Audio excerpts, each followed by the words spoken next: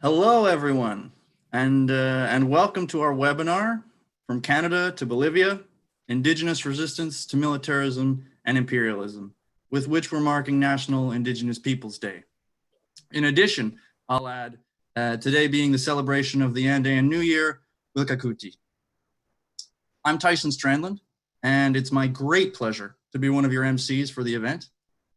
I have the privilege of speaking to you today. Tengo el placer de hablar con ustedes hoy día where I was born. De los territorios. My own background is a mix of settler and Métis, and it's with great pride that I trace Mi descendencia es the heroic Métis Red River resistance precisely 150 years ago. My partner in this today will be Kimball Cariou, who I'll allow to introduce himself. Hello, my name is Kimball Cariou. I'm one of your co-MCs.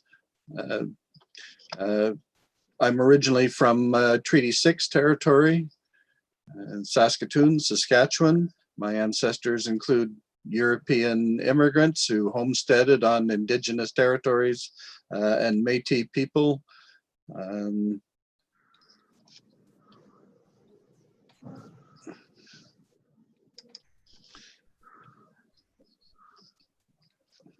Now, for our speakers today, we have a number of people we're going to be hearing from who will be given a chance to introduce themselves in a moment.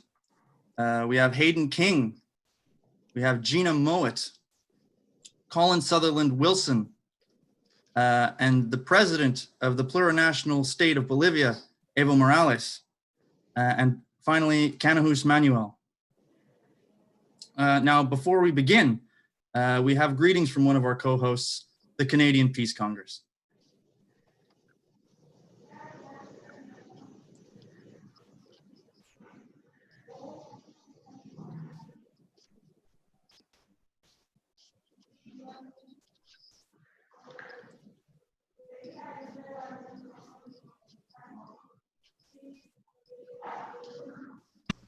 My name is Kiran Fatima, and on behalf of the Canadian Peace Congress, I would like to welcome Evo Morales, the 65th President of Bolivia and the first Indigenous President of a country in Turtle Island ever since European colonization. While in office, President Morales and his party, the Movement for Socialism, have been responsible for some of the most progressive policies any country in the Americas has ever seen. President Morales increased taxation on the fossil fuel industry and used those revenues to fund social spending on projects to fight illiteracy, poverty, racism, and sexism. His government was responsible for making Bolivia the fastest growing economy for years among all the countries in the Americas, all while reducing Bolivia's dependence on the World Bank and the IMF. On November 10, 2019, the U.S.-backed right-wing opposition in Bolivia succeeded in ousting President Morales following a since-debunked OAS report about the 2019 election results. After this coup, the uproar from leftist organizations was ignored and minimized by mainstream press and politicians. And then, on June 7th, 2020, the New York Times published an article citing research saying that the OAS's conclusion, quote, relied on incorrect data and inappropriate statistical techniques, end quote. The interim government of Bolivia now has the right-wingers and the people of European descent back on top of the hierarchy. Indigenous people are still being oppressed in Bolivia. Their protests have been violently suppressed by the regime of Jeanine Áñez, the conservative former opposition politician who declared herself president after the November coup. During the COVID-19 pandemic, Bolivia's indigenous people have been the hardest hit, with the government leaving them jobless and penniless without food or shelter. Canada plays a role in the OAS, and the Canadian government also has an historical and ongoing colonial relationship with the Indigenous people of this land.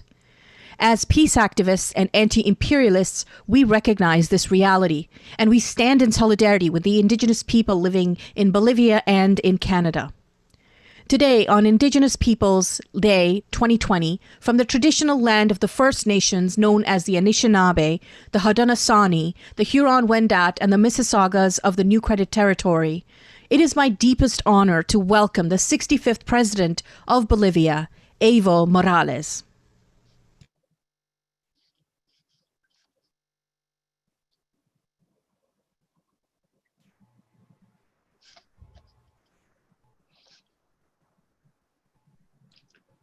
Okay, I believe we're supposed to have the next part of our program here, the land acknowledgement, and I'm going to be doing this. Del programa va a ser reconocimiento de la As tierra. Kieran pointed out, this event takes Kieran, place on the indigenous este territories, evento se in lleva fact, en of los the entire territorios Americas. ancestrales de los pueblos originarios, como es todo el territorio de Norteamérica.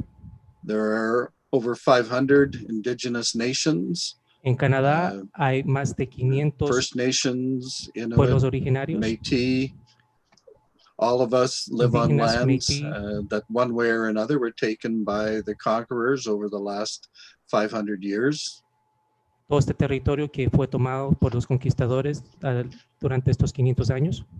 Policy of long-term genocide, attempts to Políticas destroy de genocidio a largo peoples, plazo, cultures. intentos a liquidar pueblos y culturas. But still today, indigenous peoples in this country Pero are hasta el nearly día de 2 hoy, los million, pueblos originarios over en 5% of the population, estos territorios, including a más de million First 5% de la Nations people or población, more, some 600,000 Métis, incluye 600,000 Métis, over 60,000 Inuit peoples, and among young people, a 60,000 growing proportion Inuits, of the population are of indigenous descent.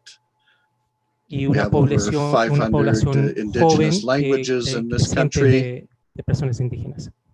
And we have many ongoing struggles led by indigenous peoples against Tenemos algunas luchas actuales que fossil están fuel lideradas por extraction projects, los pueblos indígenas other contra very los dangerous, damaging contra algunos proyectos projects by the big de explotación multinational de recursos, corporations, que son some of proyectos which de los are active multinacionales. throughout the Americas, Hay que throughout the algunos entire que están hemisphere. activos en varias partes del hemisferio, en otros países. So when we pay tribute to the fact that we are meeting on indigenous territories, Entonces, this is not cuando simply a reconocemos ceremonial thing, it's an un evento se acknowledgement está that we all llevando en stand in territorio solidarity indígena, with these struggles es against parte imperialism, de estar against the en exploitation of the solidaridad con lands estos and pueblos peoples en of contra this del hemisphere, wherever imperialismo. we are.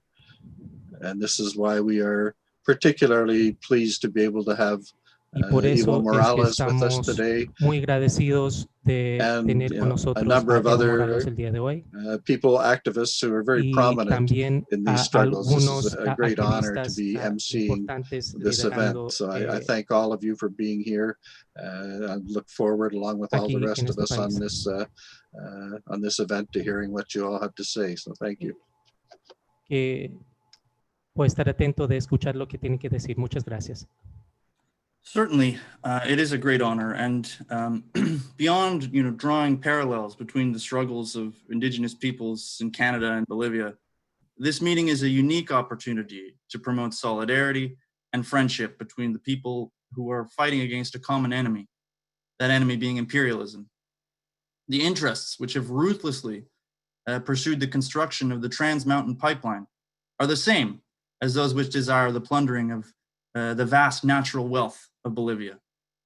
As such, it's my hope that this unique cross-continental exchange of indigenous knowledge and experience will bring us nearer to the futures that we all desire, of peace and for the free development of peoples and nations from Canada to Bolivia and beyond.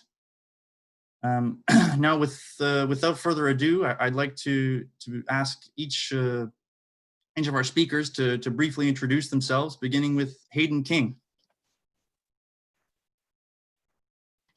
Good afternoon, everybody. Thank you for having me. My name is Hayden King. I'm Anishinaabe from Beausoleil First Nation in the Southern Great Lakes of Southern Ontario.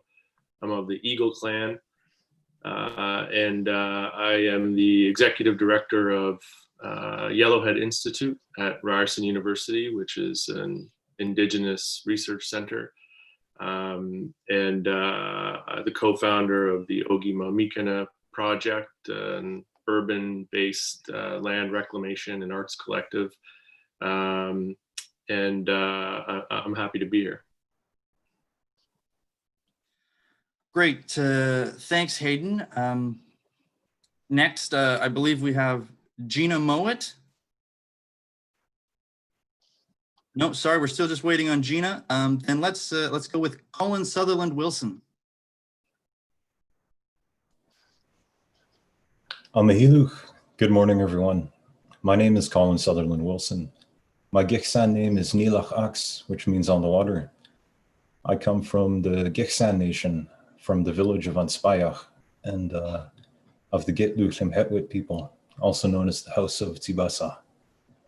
And it's an honor to be here to participate in this conversation, especially in the spirit of the eagle and the condor. Hamia, Sabach. Thanks, Colin. Next, we have President Evo Morales.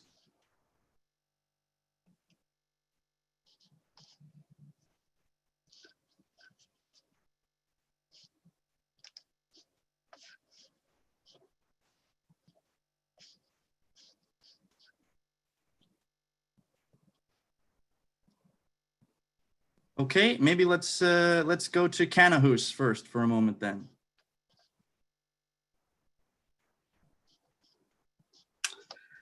White for white, Kanahus request. Greetings, everybody. My name is Kanahus Manuel. I'm from the Secwepemc and the Kanahus Nation in the so-called British Columbia, Canada. We are mountain natives, salmon natives. We come from the land of the spilling waters, 180,000 square kilometers of unceded territory. I'm Secwepemc and Kanahus from the Secwepemc Nation and the Kanahus Nation here in the south interior of so-called British Columbia. I'm calling from Blue River, the Tiny House Warriors village. I'm a part of the Tiny House Warriors and the Secwepemc Women Warriors. Thank you. Thanks, Kanahus. Now I believe Gina Mowat has arrived. Gina, are you able to give a brief introduction? Hi, yeah, so sorry about the technical difficulties on my end. My name's Gina Mowat. My mother is a settler descent. My dad is Gchi'mnissing. I'm from the Frog Clan of the Gchi'mnissing Nation, the House of Gchi'mnissing and Gchi'mnissing, and I am here on Nanaimo territory today. Thanks for having me. Thanks, Gina. And lastly, I believe Evo is back. Morales.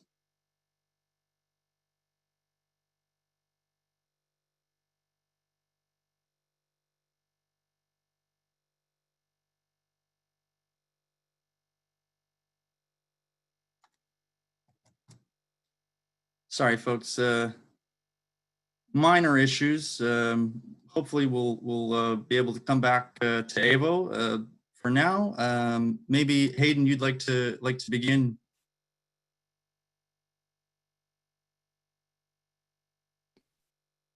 Yeah, sure. I'm happy to.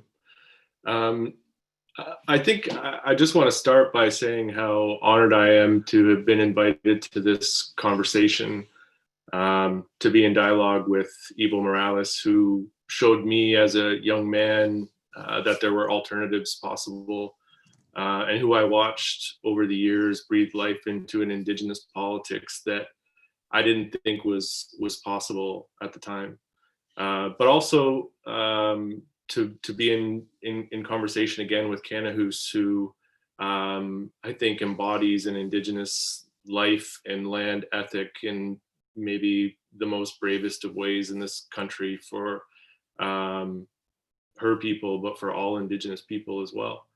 And finally, to Gina and Corin, Colin, who I've never had a chance to have a conversation with, but who helped inspire and lead the largest mass movement for land back in this country, maybe in its history. I know that it can be easy for us to be cynical and to focus on our grief for what we've lost, from territories to relatives, but each of the individuals here, they offer hope to me and I think so many others as well. And so on this day of Indigenous solidarity, I'm thankful. And I think that this is in the face of really being told to abandon hope. I think as Indigenous people, we're often told to abandon hope, whether it's by settler states, which have created these institutions designed to dispossess us of our lands and to take our relatives and our resources, to incarcerate us in wildly disproportionate numbers, attempt to starve us, in the case of Canada, for over 200 years. And when we lobby and demand justice, offer a liberal multiculturalism, which defines our rights in the most narrow of terms. And we're told that this is the best that we can get and that this is generous.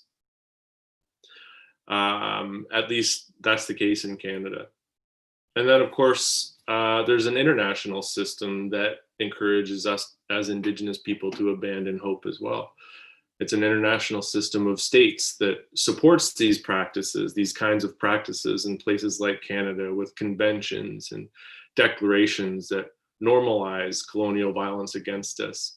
And here, while the struggle is a righteous one to demand and lobby for justice, they take the form of human rights, but provide backdoors to states out of their obligations, or encourage our assimilation into those states. And this, again, we are told is the best that we can get. Economic systems that exploit the land to the point that entire ecosystems collapse or are on the verge of collapse and strip the planet of its biodiversity, while workers are exploited and sacrificed for profit. But we as Indigenous people are included in these processes in some cases and offered impact benefit agreements and joint ventures, procurement strategies, and encouraged to be junior partners in resource extraction in our territories. And again, we're told that this is the best that we can get. And all of these are rooted in a patriarchy that punishes women and queer and two-spirit individuals and communities, again, disproportionately, though we are told that things are getting better and just to be patient. So it's really not difficult to be consumed by the sort of white academic nihilism that saturates so much of the discussion around Indigenous issues and Indigenous rights and around getting free. And I think for me personally, as somebody that circulates and works in academic settings, that's really challenging to have your peers and your colleagues describe the monolith of settler colonialism and imperialism in ways that prevent real resistance and real liberation and real struggle without all of these exceptions and caveats. And again, we're told as Indigenous people that this is sort of the best that we can get. But today is Indigenous Solidarity Day, and it's also Father's Day where I am in the world. And I think about all of the fires that are raging, and then I think about my two young children who greeted me this morning and make me so proud and make me feel so alive. And reflecting on their experiences, I worry about them and I'm afraid for them. But I also am reminded that as a father, I do my best to make sure that they live more Anishinaabe lives than I do. And I know that they do. They live more Indigenous lives as 5 and 7 year olds than I did at their age. And so that is something that gives me hope. This is this reality for me is a monument to our resistance. And I think that we're told to abandon hope because it's actually the colonists that are afraid. They're afraid of my children. They're afraid of your children. They're afraid of the next generation of Indigenous thinkers and leaders who are more and more coming into dialogue to share notes on what resistance is and what resistance looks like. Because we have alternatives to the state as a political community. We have alternatives to this notion of exclusive jurisdiction, which marginalizes Indigenous people, marginalizes racialized communities, and upholds settler colonialism. As Anishinaabe people, as Gchi'mnissing people, as Secwepemc people, as Indigenous people, we have alternatives to those types of political communities.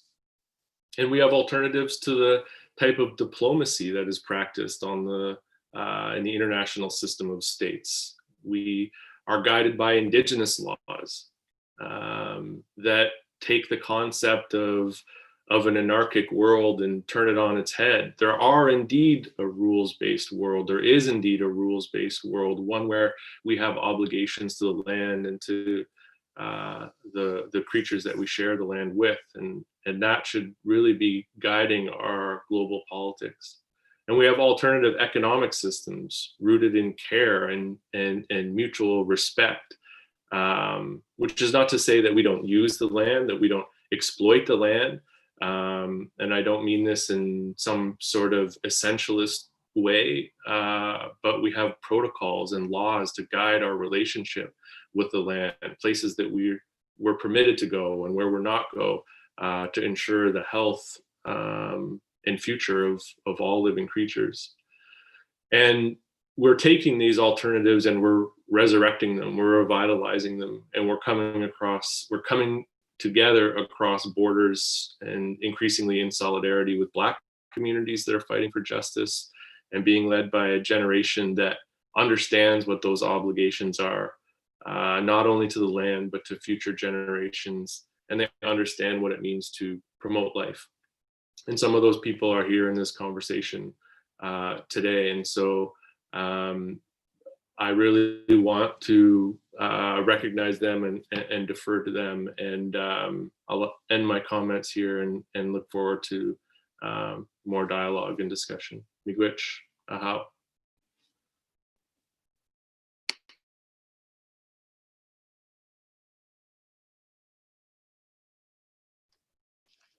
Okay, our next speaker, thank you very much for that, Hayden. That was wonderful to see you speak, having read your research, your publications. Next, we have Gina Mowat from Vancouver Island, who studied at Vancouver Island University in Nanaimo, and Gina is a passionate activist for social justice, environmental protection, cultural revitalization, truth-telling, advocacy for marginalized populations, and we're very much looking forward to hearing what you have to share with us, Gina. So take it away. Great. Yeah, thanks. And thanks, Hayden, for your words. And also just want to reiterate as well that I feel really honored to be part of this panel, and all the folks on the panel are people that I look up to and I've learned from. So I feel really honored. And so, yeah, I also just want to be transparent that what I'm talking about today is honoring some folks who have come forward to me who have experienced some gender-based misconduct on part of some of the organizations that put this panel together. And so I'm gonna talk a little bit about that. I want to just say that I hope that people who have caused harm can commit to doing better. But that informs what I want to talk about today, and what I see as one drastically overlooked and undervalued focuses of our work is people seeking liberation and justice and freedom for all of us. As women and trans and non-binary people, we shouldn't have to choose between the movement or community or our safety. We shouldn't have to choose between those things. The movement or the goals of the movement should never be put before the care of the people. And the revolution is us healing. It's us breaking out of colonial, capitalist, binary, categorical ways of thinking, It's radical and revolutionary to give from a place of abundance and love rather than a place of scarcity and fear, which we've all been taught to do. So the movement is for the people. It's for the future of the land, the water, and coming generations. And no matter what social location you're coming from in this work, we need to seriously interrogate how we embody the toxic ways of thinking that benefit the system that we're fighting against. So we can't compromise and say, okay, well, we accept, maybe we'll accept some of this patriarchy and misogyny in order to push the cause forward. We can't be doing that anymore. So, if you need time to do the internal work, take the time, set aside the time to do that work. It's just as important as like the external resistance that we're doing together. So the movement really is for nothing if we're guided by patriarchy, misogyny, and Western ways of thinking, which Hayden kind of talked about too, is there's alternative ways of doing resistance. There's alternative worlds that we can imagine together. So if we're excluding Black people, trans people, non-binary people, disabled people, etc., all of this work really is for nothing. And thinking narrowly in a binary is a colonial way of thinking. So we can't tolerate white European ways of thinking, which means we have to be committed to doing the uncomfortable personal work. Bell Hooks talks about, there's this term that we're fighting two wars. So not only have women, trans and non-binary folks been doing the work of organizing for centuries, they're fighting the intimate and systemic gender-based violence as well. And so not to mention Angela Davis recently, someone we all probably know and look up to, has been expressing the important work of the trans community and the work the trans community has always done to push beyond the status quo. And so this is work we need to learn from and really value in our resistance. So in imagining decolonized futures free of capitalism, colonialism, etc., we need to start with ourselves. And so Angela Davis also says, and this is a quote, "What we often assume belongs most intimately to ourselves and to our emotional life has been produced elsewhere and has been recruited to do the work of racism and oppression." I really like that quote. And I think especially for our generation, speaking of kind of like the younger generation, it really is the work that we have to do, and we need to raise the standards in our organizing and in our resistance and our movements. We don't want young people to have to feel unsafe or gaslit or disposable from our own comrades, while also feeling the violence from mainstream society and systems. So we all need to be committed, and we all need to do the work to heal so we can show up for each other. And this is not to say that we all have to be experts or perfect, because perfection is also a colonial construct, but we need to truly be humble enough to listen and to respond when we're told that we've caused harm. And that's the example to set, that needs to be a part of our process and part of our resistance.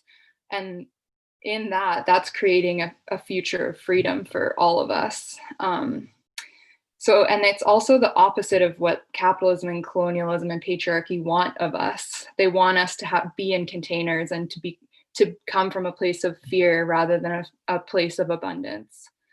So just as much as we need to be fighting capitalism, colonialism, we need to be fighting patriarchy, trans misogyny, and many other ways of colonial thinking are holding us back. And like what I mentioned earlier, I felt like I had to choose to, either stand with women or trans people or come here and talk about Indigenous resistance. And we shouldn't have to choose between those things. And so the process of decolonizing or deconstructing the state needs to have those values embedded in it, which will serve all of us, or else we'll end up recreating everything that we're fighting against. So what we want to accomplish has to be embedded in our process. We want freedom from patriarchy, sexism, anti-Black racism, ableism, colonialism, capitalism. etc. We ourselves have to rid those things inside of us. And it's hard work and ongoing work. But if we allow for unchecked patriarchy, misogyny, etc., anti-Blackness, whatever, that will show up in what we produce. And so that's why it's so important for us to address these issues personally.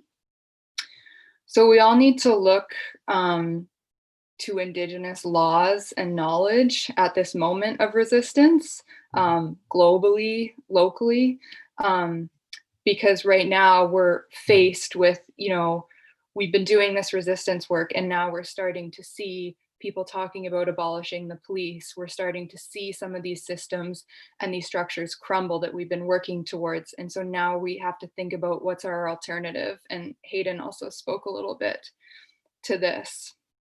And so for Black, Indigenous people, people of color, we have the strong ancestral knowledge about how to conduct ourselves, and non-Native people need to start promoting climate so that we can do that work.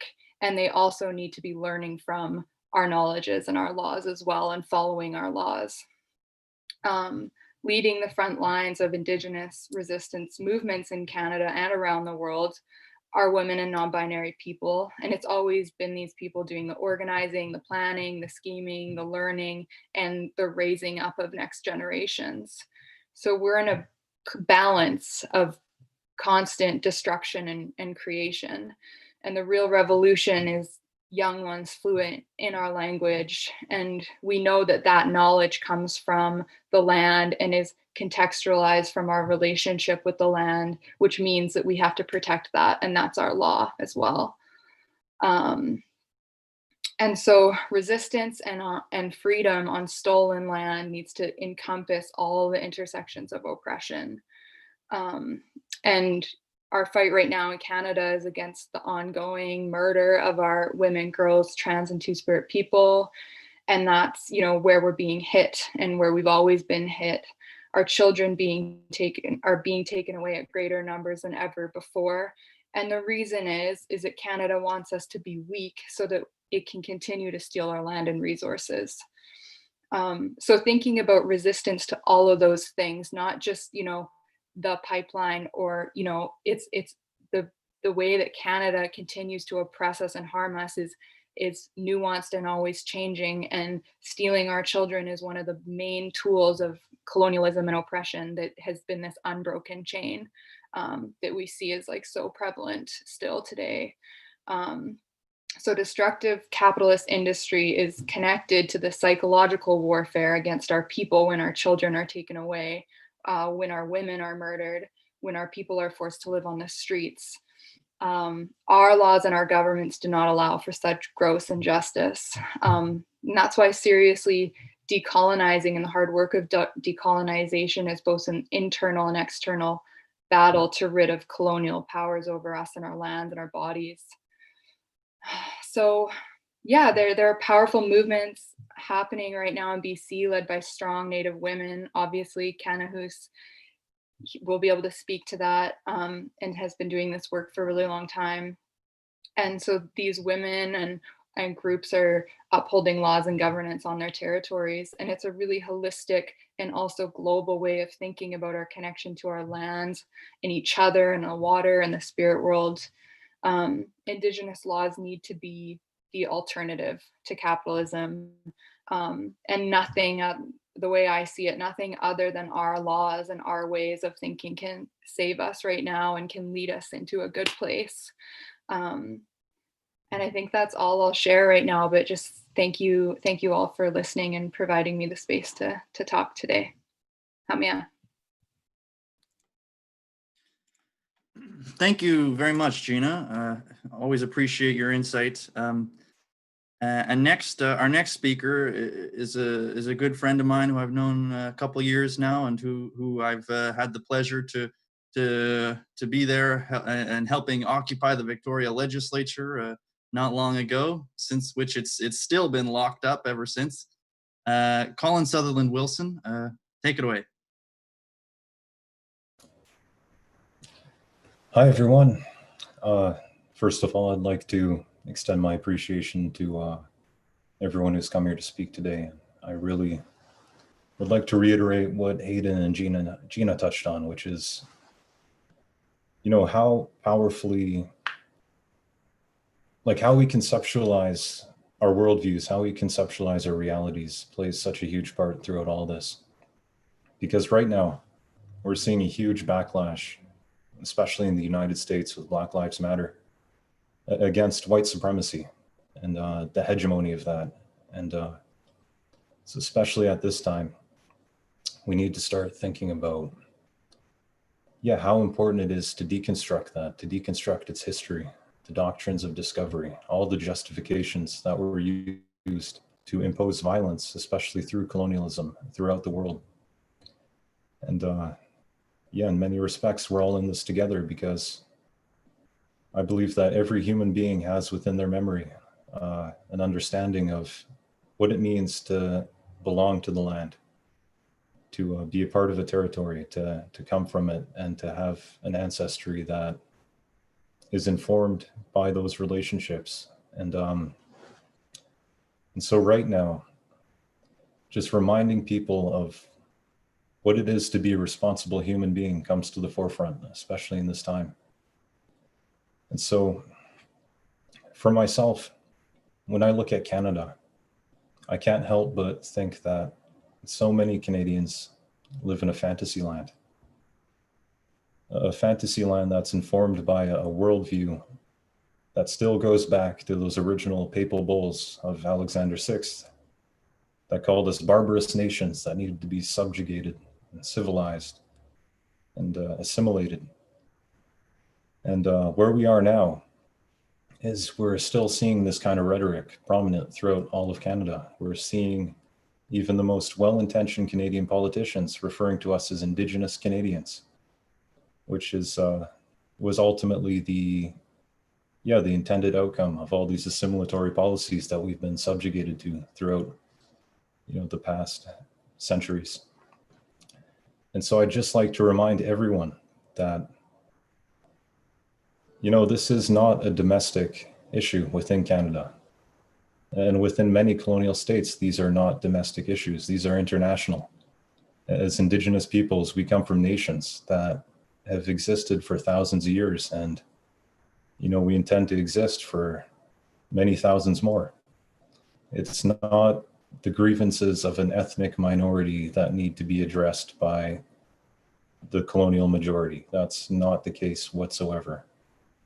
We have our laws, we have our understandings of how to live on our lands, and we simply can't do otherwise, because our laws are informed by the experiences of our ancestry. They're informed by relationships that were forged with different entities on our territories, and they're informed by literally thousands of years of human experience and intimate relations with specific places. And so for myself, when I talk about our laws, these are not something that are imposed from the top down. These are not something that I'm beholden to. It's I'm beholden in a different way. They live in my heart, and I understand as a human being, this is the work I have to do to protect my territory, to protect the future of my people, and ultimately to honor the relationships that have been forged throughout the millennia. And so along those lines, we can't back down. And ultimately, we need to shift the understanding of the mainstream society towards, a more holistic understanding of what it means to exist as humanity. Because from what I can gather, there are many people in the world that are simply trying to figure out, how we can have a future for humanity, how we can live, on any land, how we can ultimately find sustainable futures and ways of living. And, throughout my experience at the University of Victoria, I've heard so many people pose these questions, and they've been, in many cases, very stunted and very prone to depressing outlooks and prone to powerlessness and prone to feeling like there's no way that we can affect change within these wider systems. And every time I hear people, making inquiries into, what direction we can take as a society towards, living responsibly, I always say simply, the first things first is there are so many communities and so many Indigenous nations that are already doing this work, that are already on the ground, on the land, continuously trying to protect it, to uphold their future, and to innovate new ways of living. And first, Canada, if you're interested in seeking more responsible futures, you need to stop criminalizing the Indigenous people that are already doing that. Because we are setting the examples, we are sharing the knowledge and information that have guided our ways of living, throughout, since time immemorial. And we're here and we're vocal, and ultimately we're trying to deconstruct these harmful realities that are, damaging our lands to a great extent. Right now, I'm currently on my home territory, the Gchi'mnissing, and I've also spent time on Wet'suwet'en territory, specifically on the Laksamisu Yinta. And the Coastal GasLink Pipeline Project, it's, for myself, extremely illogical.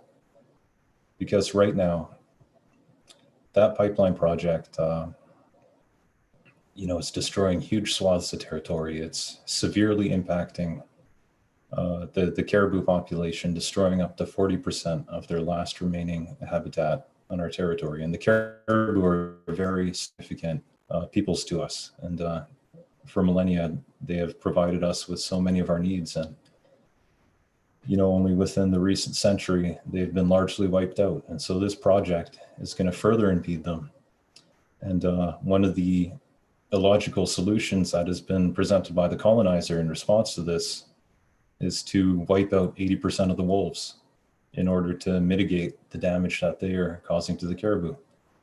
And also to cull the female moose, which the moose are also a population that we rely upon. And so I bring that up just to demonstrate, how these differing worldviews really impact our decision making. Because for us, the transient income that comes from these projects is nothing in comparison to the responsibilities that we hold in our hearts to, protect all the fellow beings that have shared our territories for a long, long time. And, many people like myself from my nation or from the Wet'suwet'en, it's simply unfathomable to trade up the lives of our relatives in order to receive cash so that we can buy, industry grown chicken or pork or cow instead. It doesn't make much sense to us because we've always had this relationship with the land, and it's always been our intention to uphold it. And so along those lines, I think for the wider society, like the Canadian society, the colonial state, we really need to move away from this intense mentality of opportunism and this mentality of self-preservation. Because when I listen to my elders and when I read the transcripts that came out during the Delgamuukw court case, we see very clear, that they recognize that as humanity, as house groups, as a people, like we're not going to be here forever. That was never the intention. But while we are here, it's our intention to do what is right, to uphold the laws, to use the tools that we've been given, and to honor, our shared histories. And so, I think we do live in a very Eurocentric, human-centric society. And when we're constantly going after the easy pickings, which often comes at exploiting other people's, more marginalized peoples, we're not doing that hard work of innovating and that hard work of using our imagination and our intelligence to seek out better solutions. And for the most part, many of the Indigenous peoples and so many of the people on this panel, there are people who do use their intelligence to prompt change, to demonstrate alternative realities to what the Canadian state is trying to impose on us. And, we really need to start taking a cue from, all the people who are doing that hard work, and to start imagining, what those realities would look like specifically for us.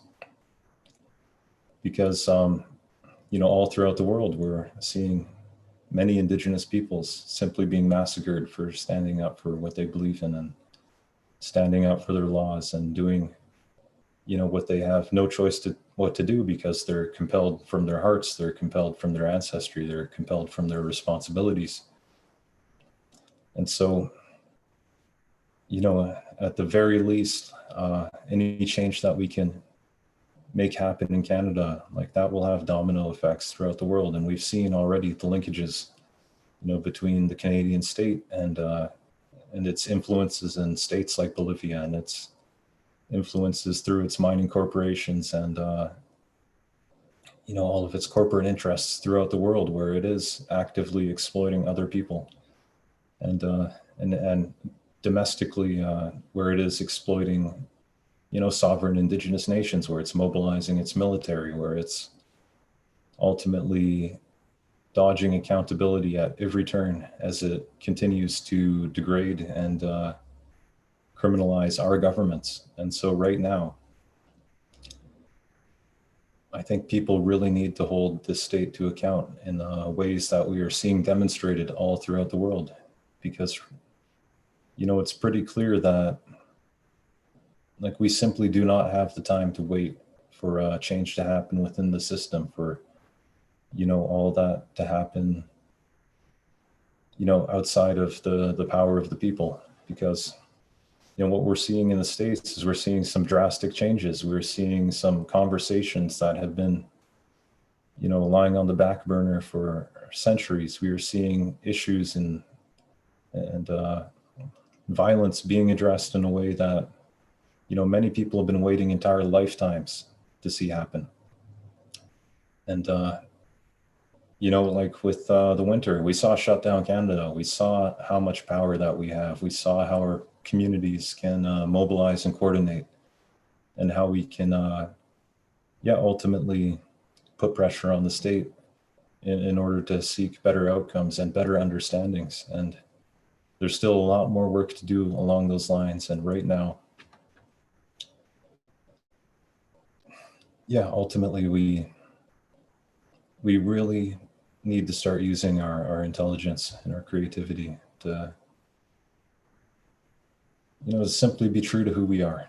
And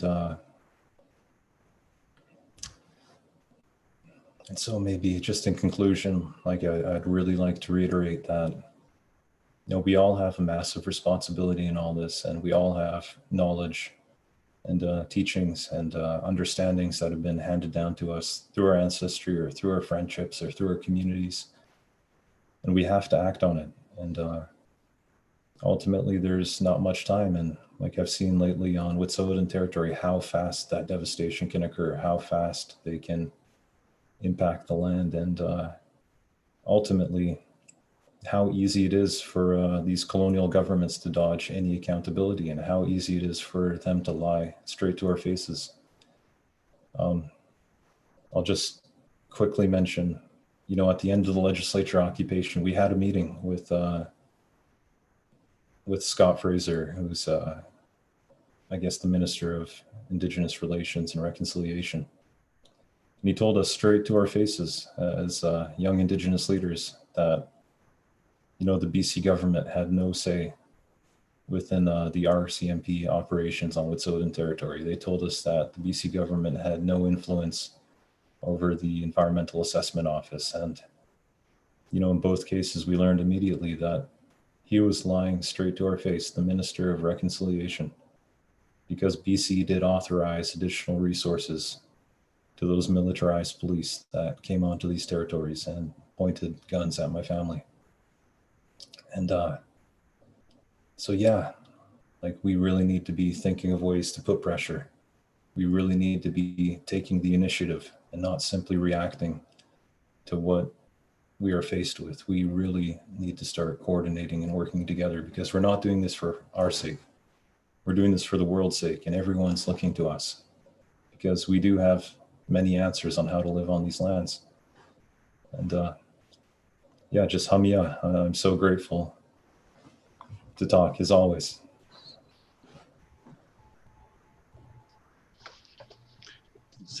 Thank you very much, Colin, for those very powerful and truthful words. We are deeply grateful that you were able to share what you know with us, to help us understand the struggles that are going on here on the West Coast. Next, we are going to hear, assume we have the technology working properly here, from a comrade who perhaps needs no introduction.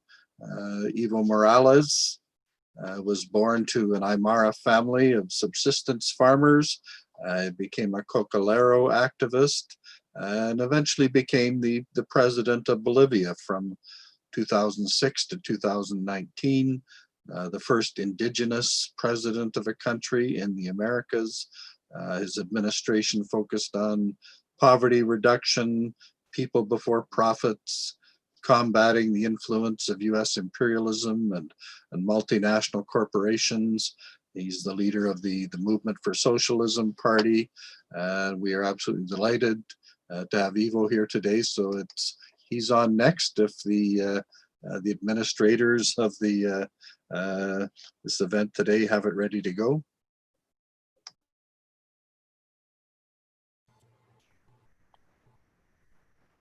Hello, everyone. My name is Ana, and I will be the Spanish interpreter for President Evo Morales.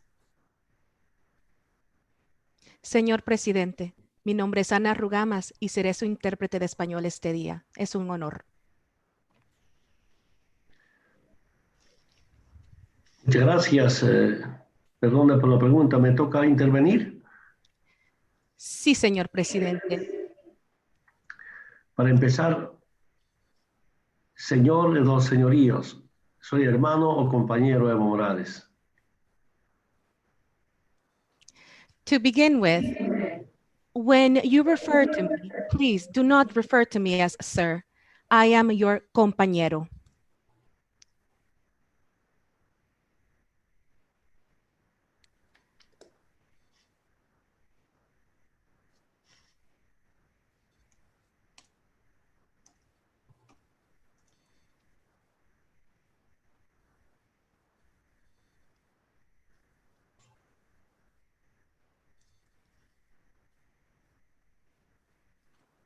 Señor Presidente, perdón, compañero Evo Morales, no le podemos escuchar. Creemos que tiene el micrófono en silencio. A ver, ¿ahora sí? Ahora sí, compañero. Perdone. Decía, no me siento cuando me dicen señor de los señoríos. ¿Somos hermanos o compañeros? I don't like it when I'm called sir. I am either your brother or your compañero. Agradecer por esta invitación a participar en esta conferencia virtual y anticipadamente hacer llegar un saludo al movimiento indígena de Canadá. Hoy nosotros celebramos el Año Nuevo Andino Amazónico. Quería preguntar si es traducción simultánea o es en acompañamiento de un tema de traducción. Será interpretación consecutiva, no será simultánea. Ay, ya, muchas gracias. Con gusto. Entonces, Quiero brevemente explicar que para todos los pueblos del hemisferio del sur, los calendarios de los pueblos indígenas originarios expresan los ciclos de la madre tierra y del cosmos, marcados por las fases del sol y de la luna, que constituyen los relojes maestros del universo de nuestro sistema solar. El calendario andino amazónico y chaqueño es un calendario unisolar que marca las fases del Sol y de la Luna. El 21 de junio marca el inicio del año nuevo originario del hemisferio sur, así como el hemisferio norte. Las culturas ancestrales celebran el año nuevo el 21 de diciembre. Aprovecho esta pequeña oportunidad para expresar: los pueblos indígenas originarios sabemos que para lograr la armonía en nuestras vidas debemos unirnos a los ciclos de la madre tierra y del cosmos. Por eso, la importancia de recuperar el calendario indígena originario, que no solo tiene que ver con algún tipo de reivindicación social o política, sino con la urgencia de volver a unirnos al ritmo y vibración del universo, que nos permitirá una nueva percepción y expresión de la vida. Hermanas y hermanos de Canadá, el calendario vigente y hegemónico en la actualidad es el calendario gregoriano, promulgado por el Papa Gregorio XIII, después de la conversión de Roma al cristianismo. Es importante saber de haber adoptado el calendario gregoriano. No tenía nada que ver con buscar mayor exactitud en la observación astronómica, sino más bien como aspectos de carácter político-religioso, vinculado a la búsqueda de expansión del poder. Hoy, el calendario gregoriano está desfasado de los ritmos del tiempo, así como el ser humano moderno está alejado de su propia naturaleza. Tomo este espacio para interpretar, compañero. Thank you very much for hosting me here today. It is a pleasure to be part of this virtual conference. It's a very important day for Indigenous movements because today we celebrate the new year for the Amazonian Andean New Year. I want to explain something to you. The calendar from the Southern Hemisphere expresses the different cycles of the cosmos. These cycles are intertwined with Mother Earth, paying attention to the different phases from the sun and the moon. It's a calendar that is unisolar. Just as the 21st of June is our new year in the South, so is the December for the North. We all know that what we need or what we want as Indigenous peoples is harmony, to be able to work together with Mother Earth. And that is why we're here today. We have to consider that we are not following the Indigenous calendar, and it is necessary to do so to be able to get into contact or to unite with the different rhythms of the universe. Brothers and sisters, the calendar that we follow today, which is the Gregorian calendar, is actually a hegemonic invention given by one of the popes. And all of this was done in order to give or to impose certain politics and certain religions. Today, that calendar is off with the cosmic rhythm, and just the same way as human beings are off with the rhythm with Mother Earth. Continuemos. Gracias por esta pequeña instrucción como homenaje al 21 de junio, Año Nuevo Andino Amazónico. Pasando nuestra historia como movimiento indígena de Abya Yala a ahora llamada América. 12 de octubre de 1492, algunos dicen que ha habido descubrimiento de América. Nosotros decimos que hay invasión europea a nuestro continente Abya Yala. Unos dijeron que llegó la civilización. Nosotros estamos convencidos que llegó la civilización. Ahora estamos con la pandemia COVID-19 que también llega al occidente. Unos dijeron que era encuentro de dos mundos. No, era una invasión para saquear nuestros recursos naturales. Los invasores nos consideraron a los pueblos indígenas como salvajes, como animales, y por tanto, en distintos tiempos del imperio norteamericano o cualquier imperio, intentaron el exterminio del movimiento indígena en nuestro continente. Se puede traducir, hermana. So I want to talk to you a little bit about the indigenous movement from Abya, also known as the Americas. It was on October 12th of 1492 that we were, quote unquote, thought of being discovered, but it wasn't a discovery. It was actually an invasion. They said they were bringing civilization. To that, we say it was not civilization, it was civilization. And today we get COVID. And where does that come from? It comes from the West. They said it was a time to unite two different worlds. It was not to unite us. It was to take our natural resources. They saw us as savages, as animals, and what they wanted to do was to exterminate us. Entonces, esta invasión europea a nuestro continente estaba orientado como saquear nuestros recursos naturales. Y para eso, nuevamente quiero decirles, tenían políticas de exterminio. Dejar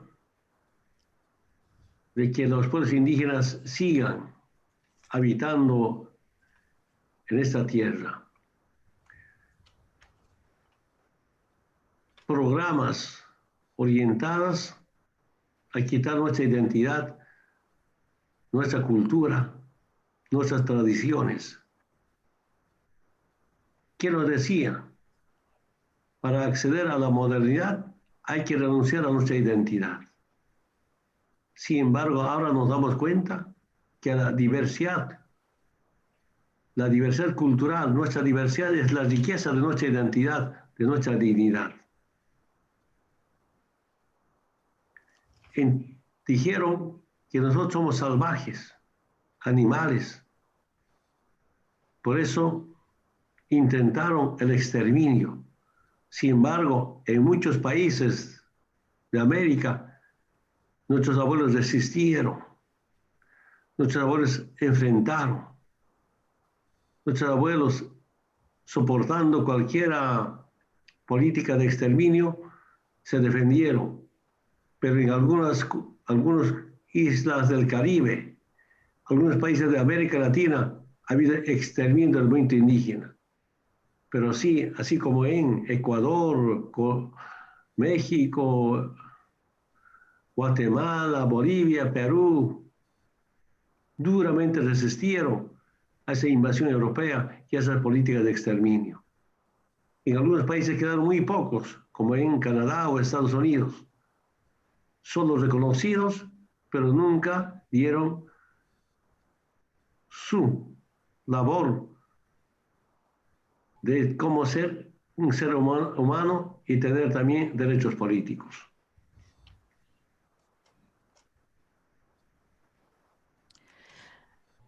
The European invasion that came to our continent was, as I repeat, it was to take our natural resources with their politics of exterminating us. It was done through different programs that aimed at taking our identity, our culture, and our traditions. They said that if we wanted to have or be part of modernity, we had to give up our own identities. But now we recognize that that is not the case. It is within diversity that we find richness and wealth and our dignity. They said that we were savages, that we were animals. But in America, our ancestors resisted. Some others gave up. In the Caribbean, in the Americas, I can give you examples of different countries like Ecuador, Mexico, Guatemala, and Peru, where many of our people resisted. We still find indigenous peoples living there. In Canada and the United States, indigenous people continue to survive as well.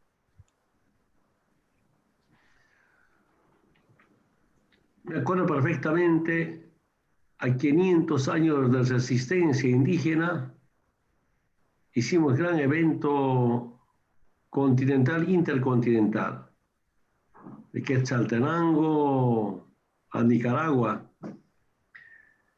Y en este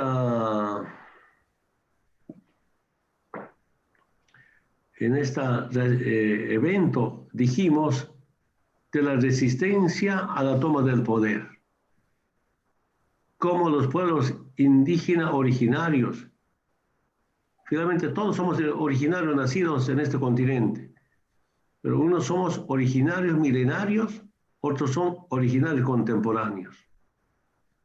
Dijimos también los originarios milenarios, dueños absolutos de esta noble tierra, de la madre tierra, tenemos derechos políticos. Por tanto, recuperar el poder político.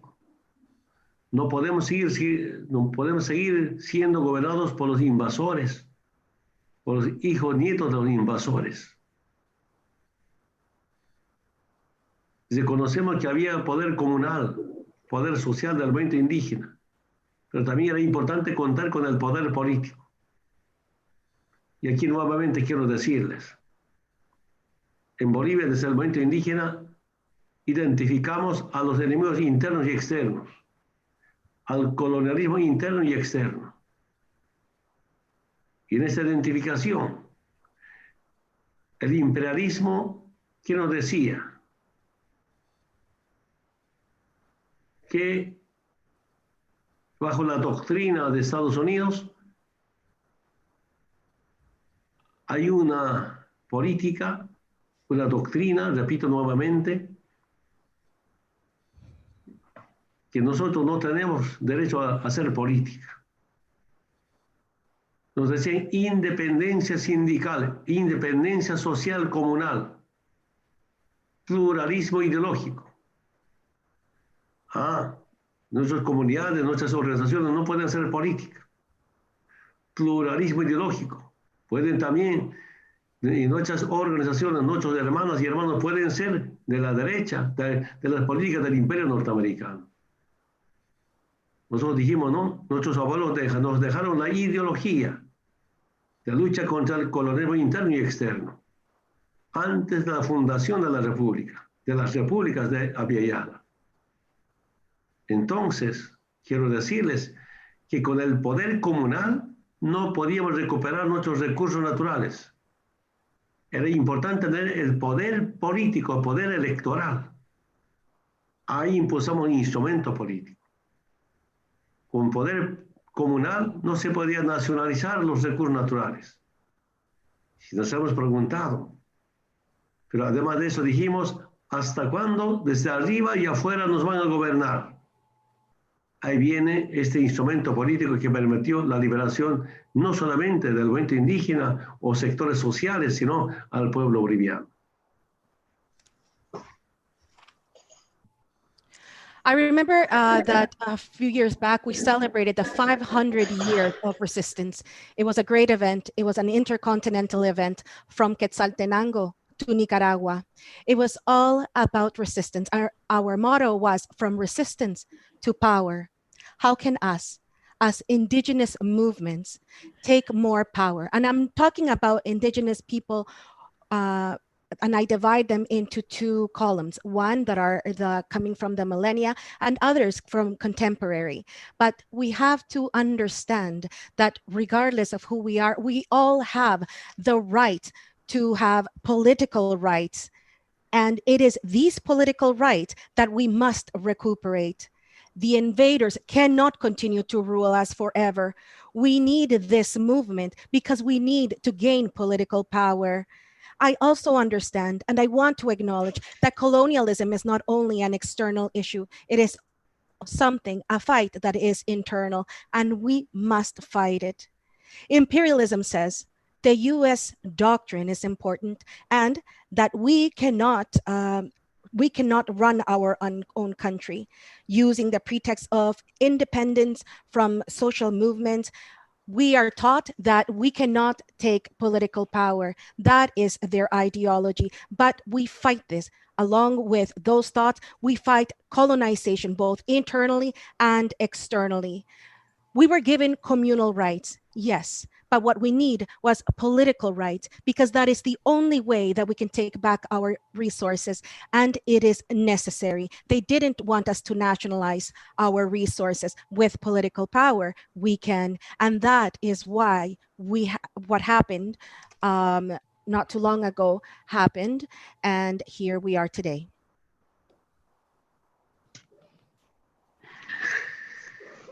Quiero comentarles mi experiencia como dirigente del movimiento indígena de la zona del trópico de Cochabamba, y esta zona era la síntesis de la pobreza de Bolivia. En los últimos años de la década del 80 nos hemos preguntado, ¿hasta cuándo desde arriba y afuera nos van a gobernar? ¿Y hasta cuándo las políticas, programas y proyectos van a ser importados? Dijimos, ¿cuándo nosotros mismos nos vamos a gobernar? Ahí viene ese instrumento político de liberación. Un programa de gobierno del pueblo. Empezamos con nuestra lucha no solamente comunal, sino electoral, recuperando los principios que nos dejaron nuestros antepasados en la lucha contra el colonialismo interno y externo. Soportamos tantas acusaciones de terroristas. Quiero decirles, entre paréntesis, una de las doctrinas del imperio norteamericano es que todos los movimientos sociales, sean indígenas, obreros, clase media, cualquier sector social, somos terroristas. Entonces, dijimos que gobernarnos nosotros mismos significa liberarnos, impulsar este movimiento político. Frente a tantas acusaciones de narcotraficantes, de comunistas, de terroristas, pues ganamos las elecciones. Yo mismo no podía creer cómo un hermano aymara que vivía en territorio quechua, acusado de narcotraficante, de terrorista, hasta Bin Laden andino, podía ser presidente. Asesino, pero ganamos, triunfamos, y a partir de ese momento empezamos a cambiar nuestra querida Bolivia.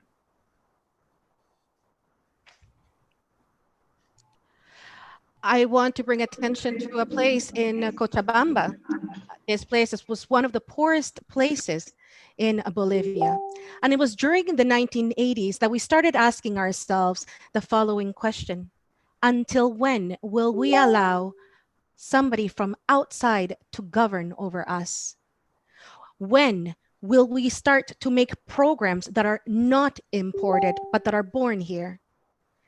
When will we be able to rule over ourselves? And that is when we started this new liberation program. It was done for the people and by the people. And we started a movement of an electoral movement guided by our own values, by the values of our ancestors, to colonize, not only do the decolonization, the internal and external decolonization. They called us terrorists. But I want to say that according to the United States, all of the different social movements, I'm talking about labor movements, social movements, indigenous-led movements, we have all been called terrorists. So even regardless of all of these accusations, even though I was called a drug trafficker, a terrorist, a communist, we won. I could not believe myself that we had won. Me, an Aymara, a Quechua person called a drug trafficker, the Bin Laden of the Americas, I won. And that is when the change began.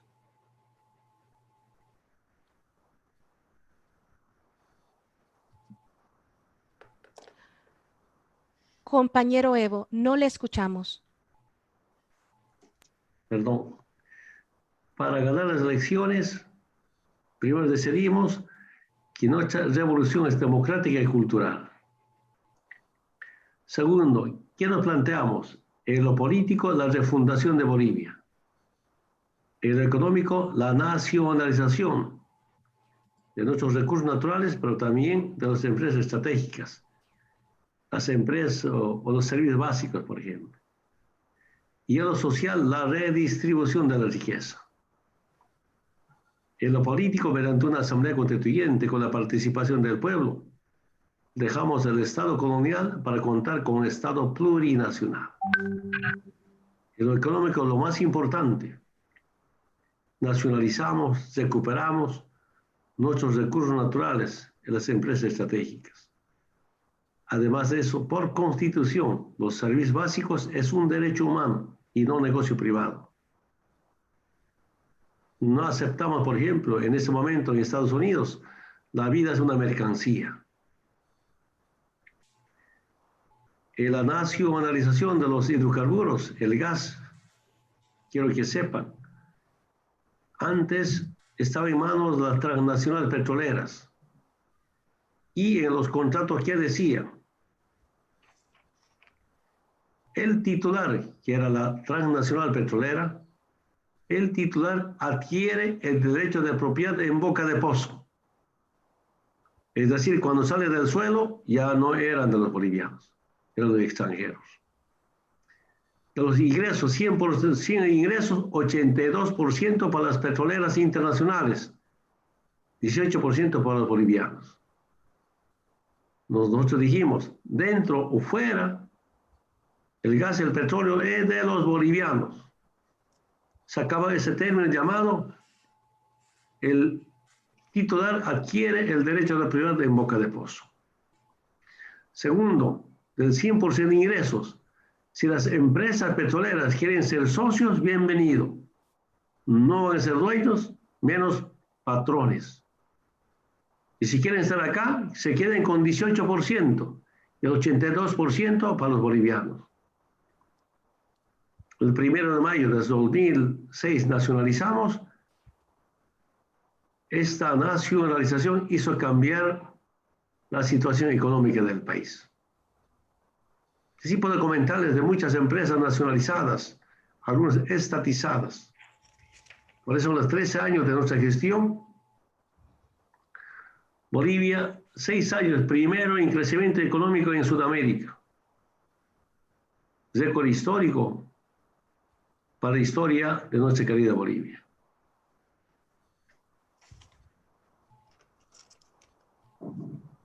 What we started, or what we promoted, was a democratic and cultural revolution.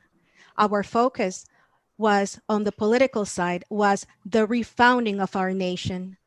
On the economic aspect, it was to nationalize our strategic businesses. And on the social aspect, it was the redistribution of wealth. It was all done through a constituent assembly. And that is why we created the plurinational state. We nationalized all of our natural resources.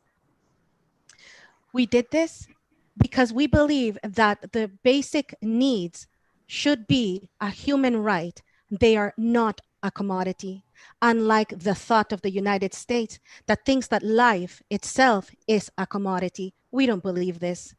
Our hydrocarbons, our gas that were in the hands of different international or transnationals had done contracts before in Bolivia, and they had decided that any resource that would get or come out of the soil would belong to foreigners. Imagine, 82% of the profits would go towards the corporations, and only 18% would stay in Bolivia. And we said no to this. Whether the resources are inside of the soil or out, they are our resources. They are not theirs. And we decided that we would take the profit. If they wanted to be partners with us, then that would be okay. But they would no longer be allowed to be the owners of our resources. So we changed things. 18% of the profits goes to them, 82% stays with us in Bolivia. On the 1st of May of 2006, we nationalized. And that is when we started seeing different changes in the economy. Actually, after the first 3 years of our administration, we became the 6th fastest growing economy in Latin America. We broke a record. En lo social, la redistribución de la riqueza, programas de inversión social. Sería mucho comentarles, pero algo importante. En el sistema capitalista, ¿quién lo dice? Los pobres, sálvense como puedan. No hay inversión social. Esa es otra profunda diferencia en tema de inversión. Pero quiero brevemente comentarles por qué el golpe de Estado a Bolivia. Agradezco por el acompañamiento al movimiento indígena de Ecuador, de Canadá, escuchar sus mensajes en rechazo al golpe de Estado. Golpe de Estado ha sido un golpe del gringo al indio, golpe al modelo económico y golpe al litio. Se podría resumir hasta este momento. In regards to the social aspect, the distribution of wealth was done through the investment of different social programs. We didn't want to follow capitalism because according to capitalism, all the poor must save themselves. What we wanted to do was to invest in social programs. So I wonder, or I ask, why the coup? And by the way, thank you to all of the Indigenous movements from Canada for sending your support to me. But the coup started because it was a coup from the gringo to the indio, from the white men to the indigenous people, and also because of the different economic model and because of the lithium. Lamentablemente, algunos grupos, la clase alta, ¿qué dice? Nosotros hemos estudiado para mandar, para dominar a los indios. Y no acepta que en el movimiento indígena habíamos demostrado cómo se administra un Estado. Con crecimiento económico, con reducción de la pobreza, la reducción de las desigualdades. Segundo, antes de nuestra revolución democrática y cultural, nos hacían cantar lamento boliviano. Nos hacían leer Pueblo enfermo. Decían que Bolivia se muere. Su pretexto que Bolivia se muere, tenía que someternos a políticas neoliberales.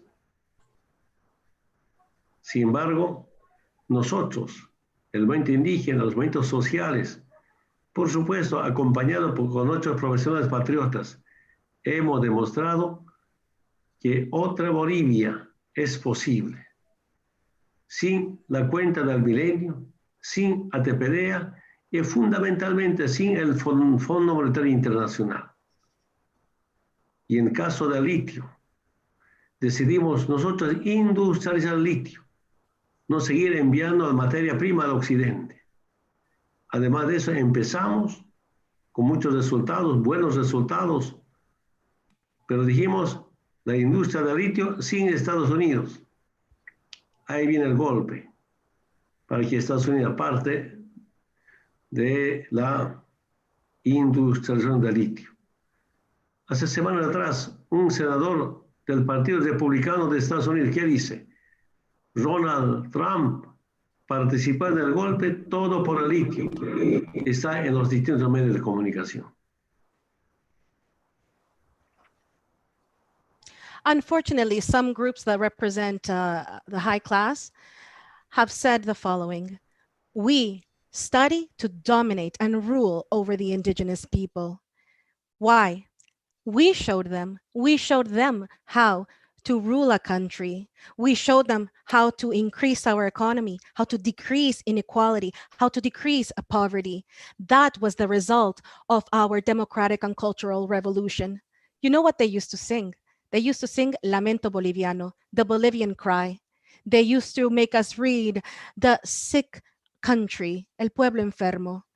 They used to say that Bolivia was dying if it was not to follow neoliberal strategies. But us, The indigenous movements, social movements, along with other professionals, showed them that a different Bolivia was possible. Without the need of the IMF or the ATPDA, we were able to do it. We were able to nationalize our natural resources, take back our raw materials. We started to industrialize lithium. And after that is when the coup came. Because when we started to industrialize lithium, we said we would do so without the help of the United States.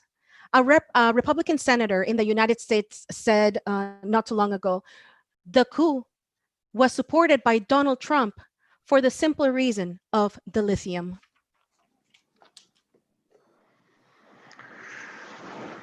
Una larga historia de los 14 años, pero a ver, terminando mi intervención. En esta gestión estamos enfrentando una pandemia llamada coronavirus. Yo hace años atrás había leído algún reportaje como mensaje del fondo o de las transnacionales y decía, en la política del nuevo orden mundial es importante la reducción a la población innecesaria. Por entonces, cuando leí esta información no entendía mucho. Ahora con COVID-19, creo que llegó esa pandemia, esa política de reducir a la población innecesaria,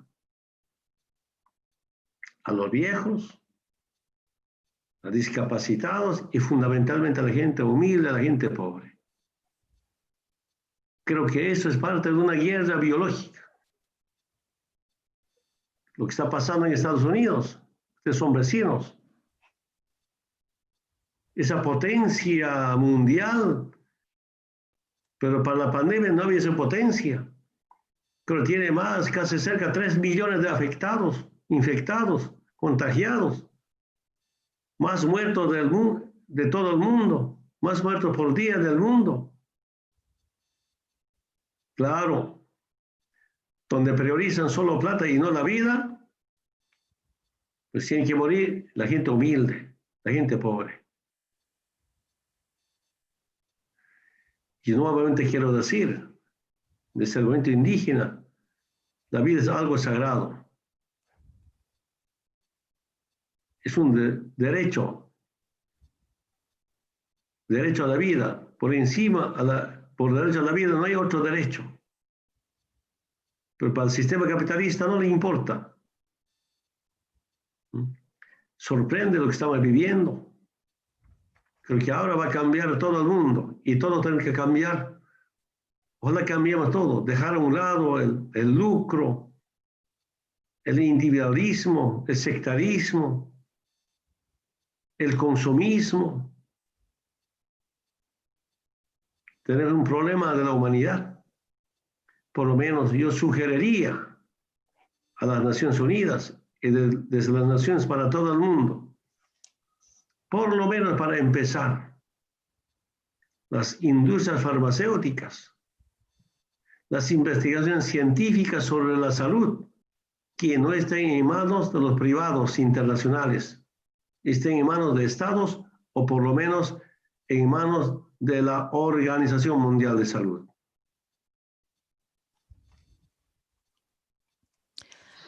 I'm almost coming to an end. I want to talk about the pandemic. We are confronting a pandemic at this moment. Not too long ago, I read a report that said that the new politics of the new world order implied that we have to get rid of unnecessary people. When I read that, I couldn't understand. Now we have COVID-19.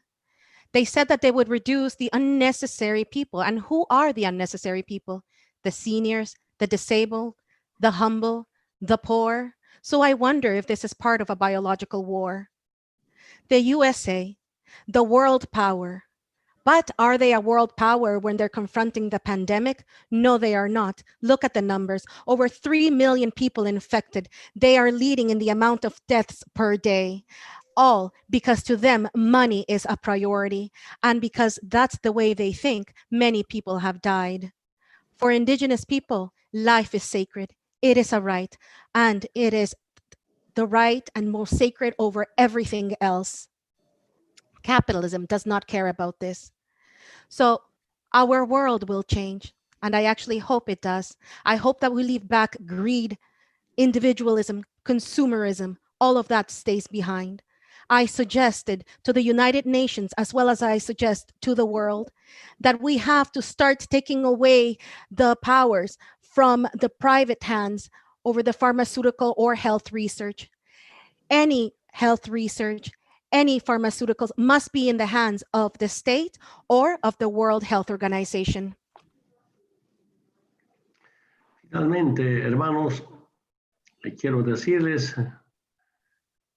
que el movimiento indígena en otros estados no solamente podemos ser reconocidos, su pedazo de tierra, sus reivindicaciones, sino tenemos actores políticos, porque tenemos los mismos derechos de cualquier otro sector social. Segundo, que es importante definir y retomar la lucha de nuestros antepasados. Preguntaros si somos del pueblo o somos del imperio. En otras palabras, si somos de los pobres, marginados, excluidos, o somos de los ricos, que nos dominan con su plata, usando los medios de comunicación. ¿Somos socialistas o somos capitalistas? Yo no entiendo que algunos hermanos dicen, soy neutral, soy independiente. En tiempo de justicia, el que decide ser neutral está al lado del opresor. Tenemos ideología, tenemos programa, la vivencia en solidaridad, en colectividad y fundamentalmente con la armonía de la Madre Tierra. Aquí es, yo diría, planeta o muerte. Porque estoy convencido, y eso es nuestra vivencia del movimiento indígena, la Tierra, planeta o la Madre Tierra o la Pachamama puede existir mejor sin el hombre. El hombre no va a poder vivir ni existir sin la Madre Tierra. ¿Por qué decimos somos hermanos? Todos somos hijos de la Madre Tierra. Venimos de la Tierra y volvemos a la Tierra. Por tanto, somos hermanas y hermanos. Hermanas y hermanos, muchas gracias por compartir esta oportunidad. Es una buena experiencia para mí. Y nuevamente a nombre del pueblo boliviano y especialmente a nombre del movimiento indígena de Bolivia, agradecerlos por todo el acompañamiento de las duras luchas. Pero también ustedes tienen que estar convencidos. Como siempre acompañan, quiero que siga acompañándonos. Por ahora, queremos garantizar las elecciones. Si garantiza elecciones, nuestro movimiento político más IPCP, con seguridad volveremos millones y devolveremos la dignidad y la libertad al pueblo boliviano. Muchas gracias. Brothers and sisters, the indigenous movements need to be recognized, but that is not the only thing that needs to happen. It's not just about getting a little piece of land or getting some acknowledgement, getting a little bit of medication. No, we have to be political actors. Those are human rights. It is important to define ourselves, to retake the struggles of our ancestors. We have to decide, are we for the people or are we imperialists? Are we for the poor, for the excluded, or for the rich? Are we socialists or are we capitalists? Some people say, oh, I am neutral or I am independent in that thought. But if you're silent or neutral during moments of oppression, then you're siding with the oppressor. We have our ideology, we have our programs, we have our lived experience, and we need to understand that we need to be in harmony with Mother Earth. It's either the planet, we save the planet, or we die, because I am convinced that Mother Earth or Pachamama can exist without us, the people. But it cannot be the other way around. We cannot live without her. We are all sons and daughters of the earth, and that is why we're all brothers and sisters. So, brothers and sisters, we need to stand together. Thank you for this opportunity. In the name of Bolivians, in the name of the indigenous movements, thank you for supporting us during these difficult times. But you need to continue to stand with us. We need to secure the elections. The MAS, as well as the IPSP, will return to power in the millions, and they will return dignity and freedom to Bolivia. Thank you.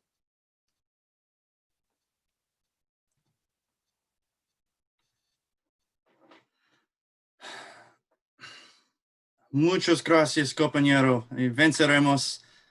Thank you very much, Evo Morales. Of course, it was a huge honor to be able to have you here in your experience.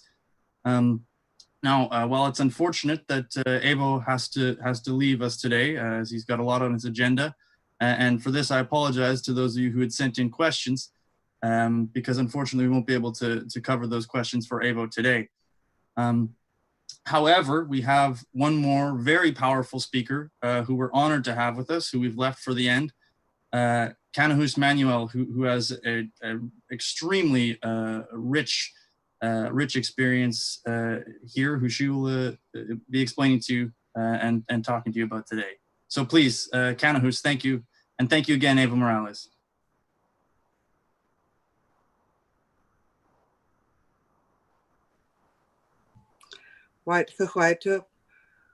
Again, my name is Kanahus Manuel. It means red woman in Tanaka. I'm from the Tanaka and the Secwepemc nations. It's an honor to be here on this panel, Indigenous Resistance to Imperialism and Militarism. I come from the Secwepemc nation in the so-called interior of British Columbia, Canada.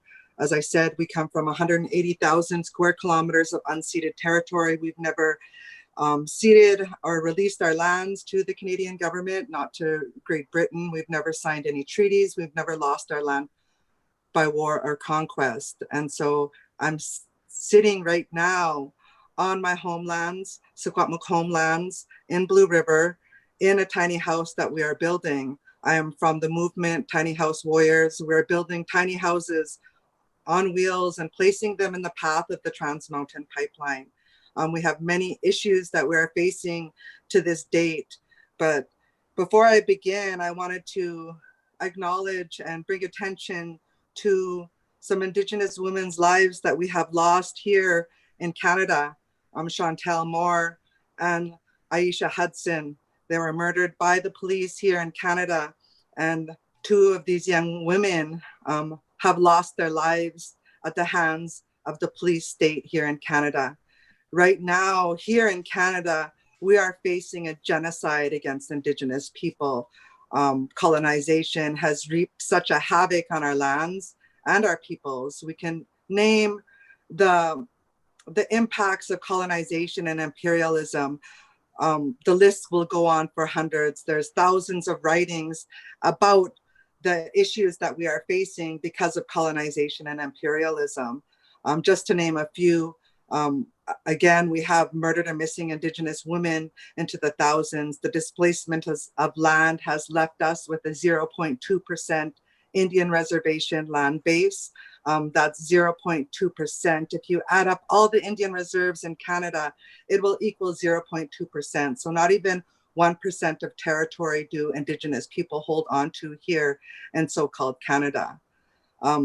We have faced the last armed standoff here in Canada that happened in 1995 in Secwepemc territory, in my homelands at Gustafson Lake, Chipatan, where there was around 16 Secwepemc and Indigenous and land defenders there defending an area and standing on grounds, access to ceremonial grounds, a Sundance that took place there on that land.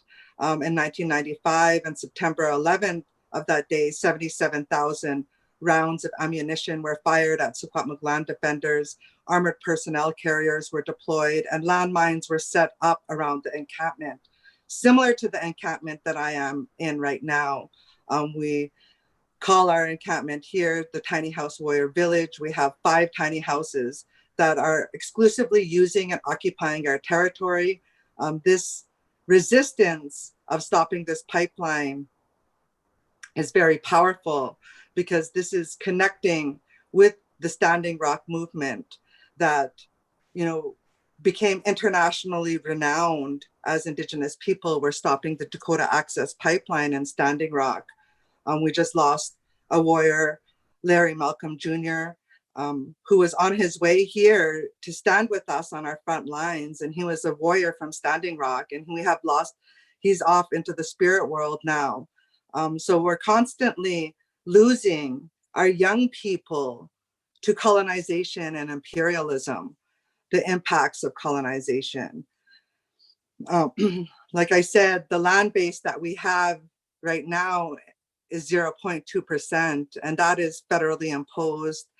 The chief and council system that some may hear on an international setting, that there's chief and council systems here in Canada, you have to be very careful, because a lot of people, when they claim that chief title, are with the federal imposed Indian Act chief and council system, the band office system here imposed by the federal government.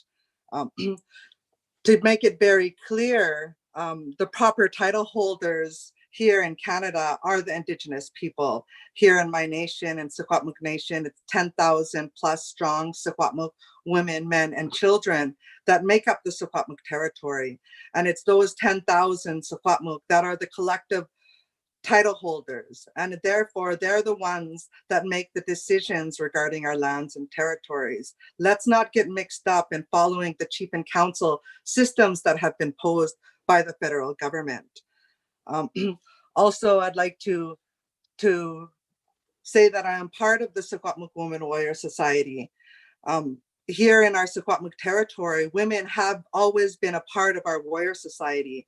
We've had roles that are specific to people, and one of them is a war chief. And our women here in Secwepemc Nation were war chiefs in the past. It wasn't like Gina had said previously with the female and male roles in our communities. Here in Secwepemc Nation, our language is neutral gender, or gender neutral. We don't have a he or she in our nation and our language. And so our roles are very powerful, and that as Indigenous people and as Indigenous women in specific, we are warriors here in our nation. And I'm saying this because this is a panel on Indigenous resistance. As soon as contact happened in our continent, there was Indigenous resistance. There in the Caribbean, I'm quoting Naniki from the Puerto Rico, talking about warrior women standing at the shores with clubs, so no settlers can come onto our shore. And she makes it very clear that we as natives were always shown as being the nice ones, bearing sage and gifts for the European settlers that came on our shore. But no, that wasn't the case. We have always been warriors, and we have defended ourselves standing at the borders of our territory. I come from 180,000 square kilometers of territory because we were warriors defending that land. And now today we're facing off with Trans Mountain Corporation, owned by the federal government, owned by Canada, this $7.4 billion project that wants to pass this pipeline through 1,142 kilometers of Indigenous territory. Over half, 518 kilometers, threatens to cross Secwepemc territory, Secwepemc Nation, our territory. The former Alberta Energy Minister says and threatens to bring in the military and police force in order to put this pipeline through. For those that don't know about this Trans Mountain pipeline, it's coming from the Alberta Tar Sands. If you don't know what the Alberta Tar Sands is, I encourage everybody to Google that. The Alberta Tar Sands is one of the largest carbon bombs in North America and the world. The Alberta Tar Sands is the largest known, and the largest industrial project known to mankind. They want to mine the area the size of Texas. This is a large, large area of Indigenous territory where Indigenous people are already feeling the impacts. We have women, mothers crying to us, telling us that their children have lesions on their skin, that they're burying their family members every week of cancer because of this Alberta tar sands. We need an alternative to the big oil and gas if Indigenous people are going to survive. We need an alternative to nuclear energy if Indigenous people are to survive. The blood oil of our earth is supplying the militaries of the world. That's where this blood oil of the world is going to. It's to service the militaries of the world. And those militaries are standing up and pushing through their imperialist agendas. And it's always been using their military and taking our land by force. And here today, they still taking our land by force. Indigenous laws on Indigenous lands, that's the solution. If we're going to be talking about the problems all day long, let's talk about the solutions. My father and my grandfather talked about solutions. My late grandfather, Dr. Grand Chief George Manuel, built the World Council of Indigenous Peoples, and we need to resurrect this World Council of Indigenous Peoples. My father, Arthur Manuel, the founder of the Indigenous Network on Economies and Trade. These are one of the organizations, a grassroots Indigenous-led organization that brought our land, title, and rights to an international fight. Like my friend said, my relative said, we are international, we are not domestic. And so as we, continue to fight this pipeline, we're building homes and we're allowing our people to have access to our territories that way. We're building homes and we're inviting our youth out here to stand on the front lines with us. I wish I could show you the camera right now of all the Indigenous youth, frontline land defenders that are here right now standing on the ground with us. And it would bring tears to your eyes at how powerful these Indigenous youth are.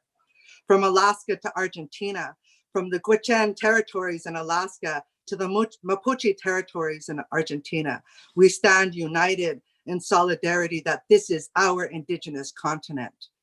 These are our Indigenous economies that make up this Indigenous continent of Abya of Turtle Island. I want to say that here in our nation, it is the Secwepemc Territorial Authority. It is the Secwepemc Territorial Authority that the Canadian government must listen to. It is the people on the ground. Like Colin said, it's not a top-down approach for Indigenous people. We are from the ground up.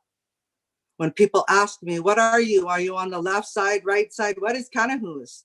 No, when you look at that line on the left to the right, land is nowhere on that line. We come from the land. Our circle, our governance is a circle. It's the earth, it's the creation, it's the universe that is ever expanding. It is something that you cannot put in these colonial European terms and words. Like I said, it's Indigenous lands, this whole continent, and this is Indigenous laws that we must be abiding by. It's only the Indigenous laws that will respect the land that the land needs this respect. This land needs our respect. And the only ones that will enforce it are the Indigenous peoples. It's more than a right that we hold on to as an Indigenous person. It's our responsibility and it's our duty.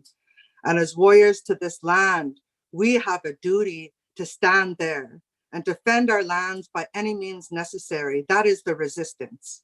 The resistance is our youth, the ones of warrior age, the ones that could stand on the front lines with no fear.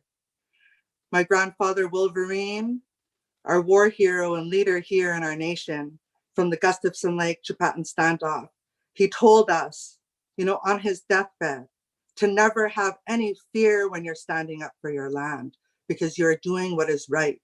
So we stand here with no fear of the Canadian military, no fear of the American military, no fear, because we are doing what is right. We're standing on the sides of hundreds of thousands, millions of ancestors who have said the exact same thing as me. So Cooksjam, thank you.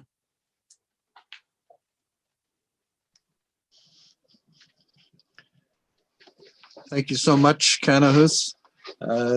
Those of us who've taken part in solidarity with the many struggles of the land defenders and water protectors, we honor your work, the work of your people, and we pledge to continue doing whatever we can to build these solidarity movements over the years ahead.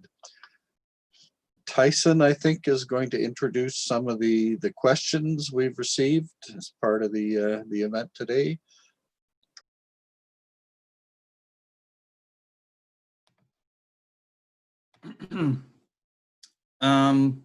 So I thought you had okay, yes, sure, got it. So the first question is from Alex. Alex has a question that's going to be for Hayden King.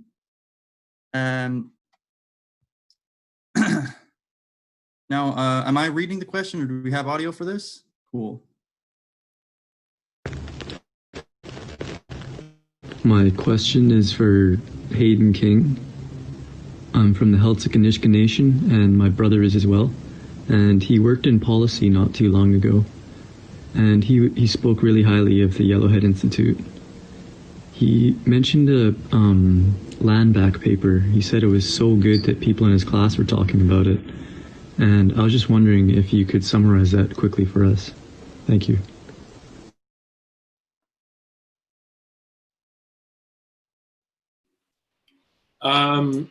Yeah, sure. Thank you for that question. So the organization that I work with is called Yellowhead Institute, and we try to provide some sort of research and analysis that people can use on the ground to help enforce Indigenous jurisdiction. And in the fall, we published a report called Land Back, which was all about what Indigenous people in Canada are doing to enforce their jurisdiction.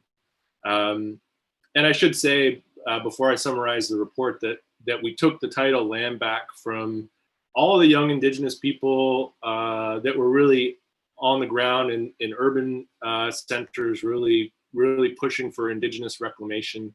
And we wanted to recognize them in this report, which really had three parts. We started out breaking down how Canada and the Crown have dispossessed Indigenous people through all these legal fictions.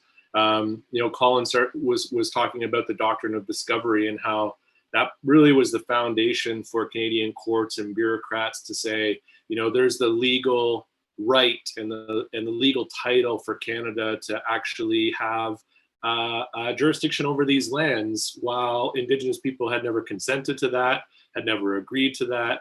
And those that did were marginalized, put in residential school, killed. And we really wanted to show how those technical processes operate, how the courts uphold this fiction, and how really provincial jurisdiction is hollow. Provincial and federal jurisdiction is hollow and meaningless and based on lies, really. And then the second part of the report talks about this sort of recognition that's happening. Indigenous resistance, as Kanahus said, has been from the beginning. There's always been Indigenous resistance. And so settler colonialism has found different ways to try to capture that Indigenous resistance. And that may be holding up chief and councils, well, first imposing the chief and council system, holding up those chiefs, often male chiefs, excluding certain voices, and then offering deals. You can have a land claim agreement where you get to keep 10% of your land, but we'll take 90%. You can have a joint venture on this timber harvesting project or mining project. And there's all these strategies because settler colonialism can't really contain Indigenous resistance. And so they offer these scraps, or as we would call them, Anishinaabe would call them, scunjigan, these little meager pieces of our land and wealth given back to us in piecemeal ways. And then the third part of the report describes all the examples of Indigenous people reclaiming jurisdiction, but also enforcing that jurisdiction. And so Kanahus, the work that Kanahus does is in that report, and the work that your relatives, probably Alex, or maybe you yourself were involved in in Heiltsuk territory, responding to the Nathan Stewart spill. All these cases from across the country, because we're told, Canadians are told in particular, that Indigenous people are sort of backwards and savage and don't have the capacity to govern their land, right? The whole lie to justify settler colonialism is that we're savages. But we show in this report all of the ways across the country that Indigenous people are, of course, sophisticated and have these structures, economic, political, technical, that can actually enforce jurisdiction in their lands. And so that's what ultimately we're trying to say, that land back is not just an idea, it's not just a metaphor, it's not just this utopian suggestion, but it's actually an on-the-ground reality that we see every day and we can draw hope from, and that other Indigenous people elsewhere around the country and maybe even around the world can draw hope from to enforce their own jurisdiction and to land back themselves.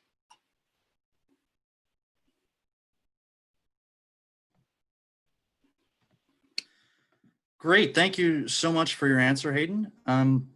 We've got another question up next that's going to be from Rogine, we have on video.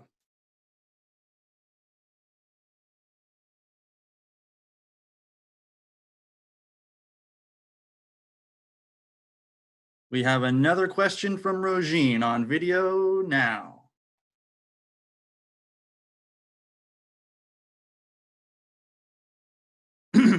Okay, not quite. I think Jay is lining it up. The anti-war movement has been particularly important for me to struggle. Bigger anti-war movement.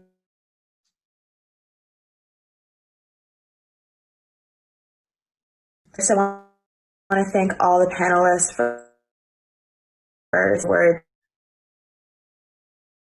are very powerful. Evo Morales for joining us today. It's really an honor. As a woman originally from Iran, a country that's constantly at the earlier this year, the anti has been done. So my question to the panelists is, how do we build a stronger and bigger anti-war movement, one that starts connecting the dots between the Canadian state's theft of Indigenous lands here to its you envision yourselves as land defenders contributing to building the anti-war movement here? Thank you. So I'm not sure how clear that question was for everyone. It was a bit garbled. Do we have some text of it we can read out perhaps?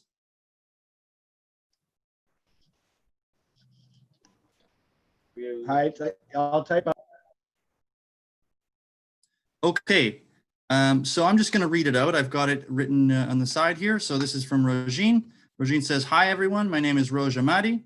I'm a high school teacher and member of the YCL and CPC. Firstly, I want to thank all the panelists for joining us. All your words are powerful. Thank you, President Evo Morales, for participating and speaking to us. It was an honor. As a woman originally from Iran, a country constantly at the brink of war, as we've seen earlier this year, the anti-war movement has been important for me to struggle in.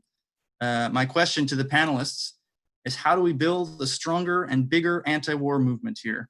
One that starts connecting the dots between the Canadian state's theft of Indigenous lands to its warmongering abroad? And how do you envision yourselves contributing as land defenders to building this anti-war movement? Now, is there anyone in particular who'd like to answer this first question?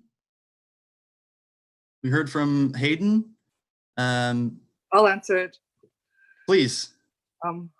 Hi, thank you for the question. And one of the things that just came to my mind is something that my father would always say, and he would say like how the government owes us a lot of money, like a lot of money, that they can't even compensate us if they were ever to even consider compensating us for the amount of theft, that the resources that have stolen from our lands. But one of the things that we have when they do want to negotiate for land, because we won't negotiate unless title and territory is recognized, but that he would say that, well, you can't compensate us, well, give us immigration, you know, give us that for us to control. So that's one thing that first came into my mind. What would it look like for Indigenous peoples enacting Indigenous laws, and how we would look at immigration, since a lot of people are fleeing war-torn countries in order to come to this country of Canada that, you know, prides itself in human rights, yet is one of the biggest human rights defenders of the world. And to be able to connect with the people that are coming here from these war-torn countries that are taught nothing but that Indigenous people are savages, that Indigenous people get everything for free. And this is not the case. We've had everything stolen from us, and we don't even get to share the wealth of our resources.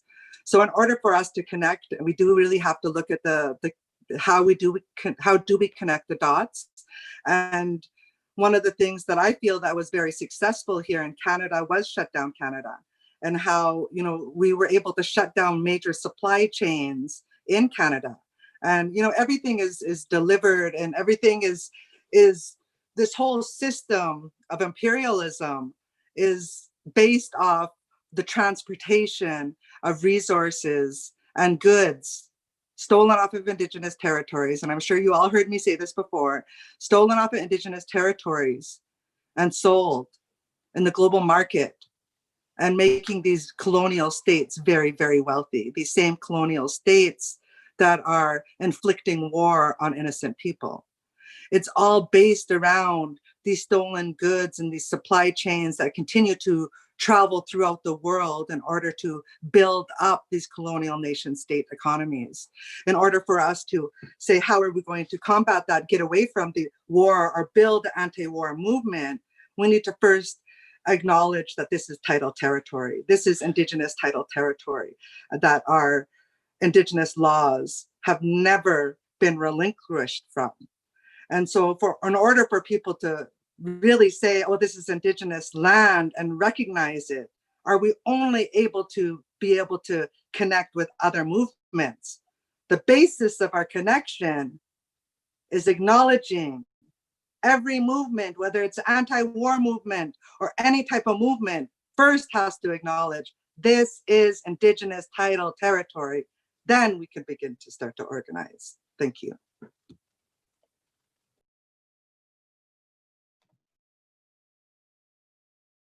That's great. Thank you so much for your answer, Kanahus. Very powerful.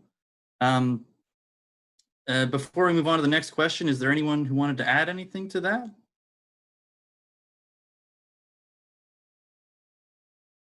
Okay. Hearing none, so perhaps we can move on to the question from Kayla. Kayla writes, thank you to all the panelists for being here today. It's great to have the opportunity to ask you all a question. So my name is Kayla Hillstaub. I'm a member of the YCL and the CPC, and I belong to a union, the Teaching Support Staff Union at Simon Fraser University, and is a delegate to the Vancouver and District Labor Council. Kayla wanted to ask what you would like to see from the labor movement in terms of building solidarity against Canadian imperialism and ongoing colonization of these lands. Maybe Gina or Colin wants to jump in?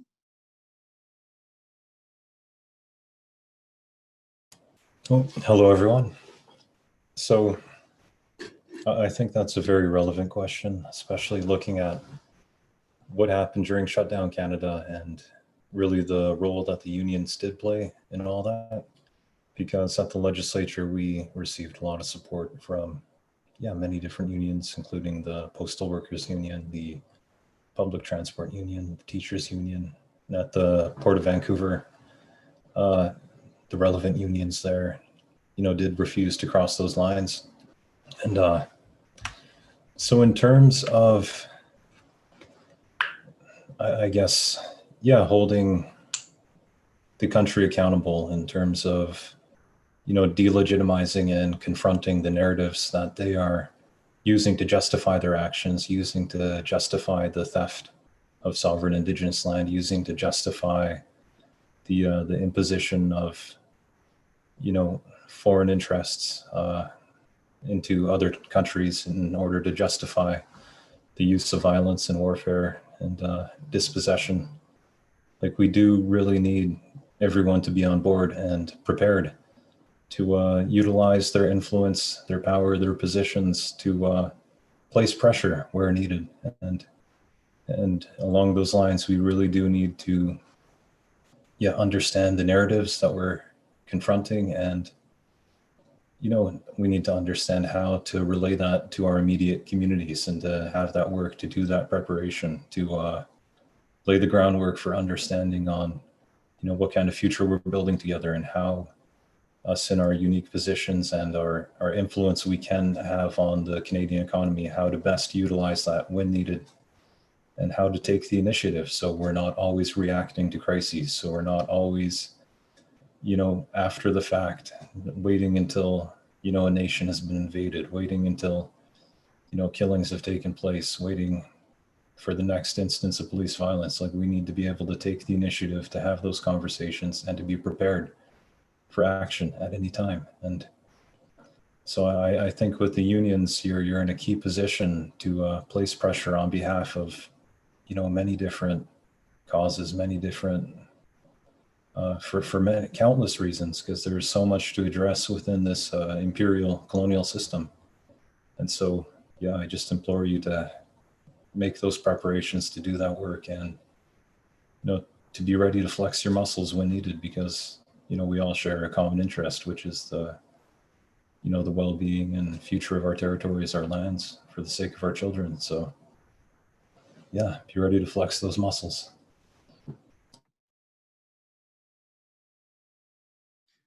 Great, thanks a lot for that, Colin. So our next question is one we received through the chat. It says, on mainstream news, we have heard about direct action tactics such as railroad blockades being demonized. However, we are more interested in how these forms of actions have been useful tools to protect Indigenous land. What can you share with us about these forms of actions? And again, I'll leave this open if there's anyone in particular who wants to answer it. We have room for a couple answers, probably.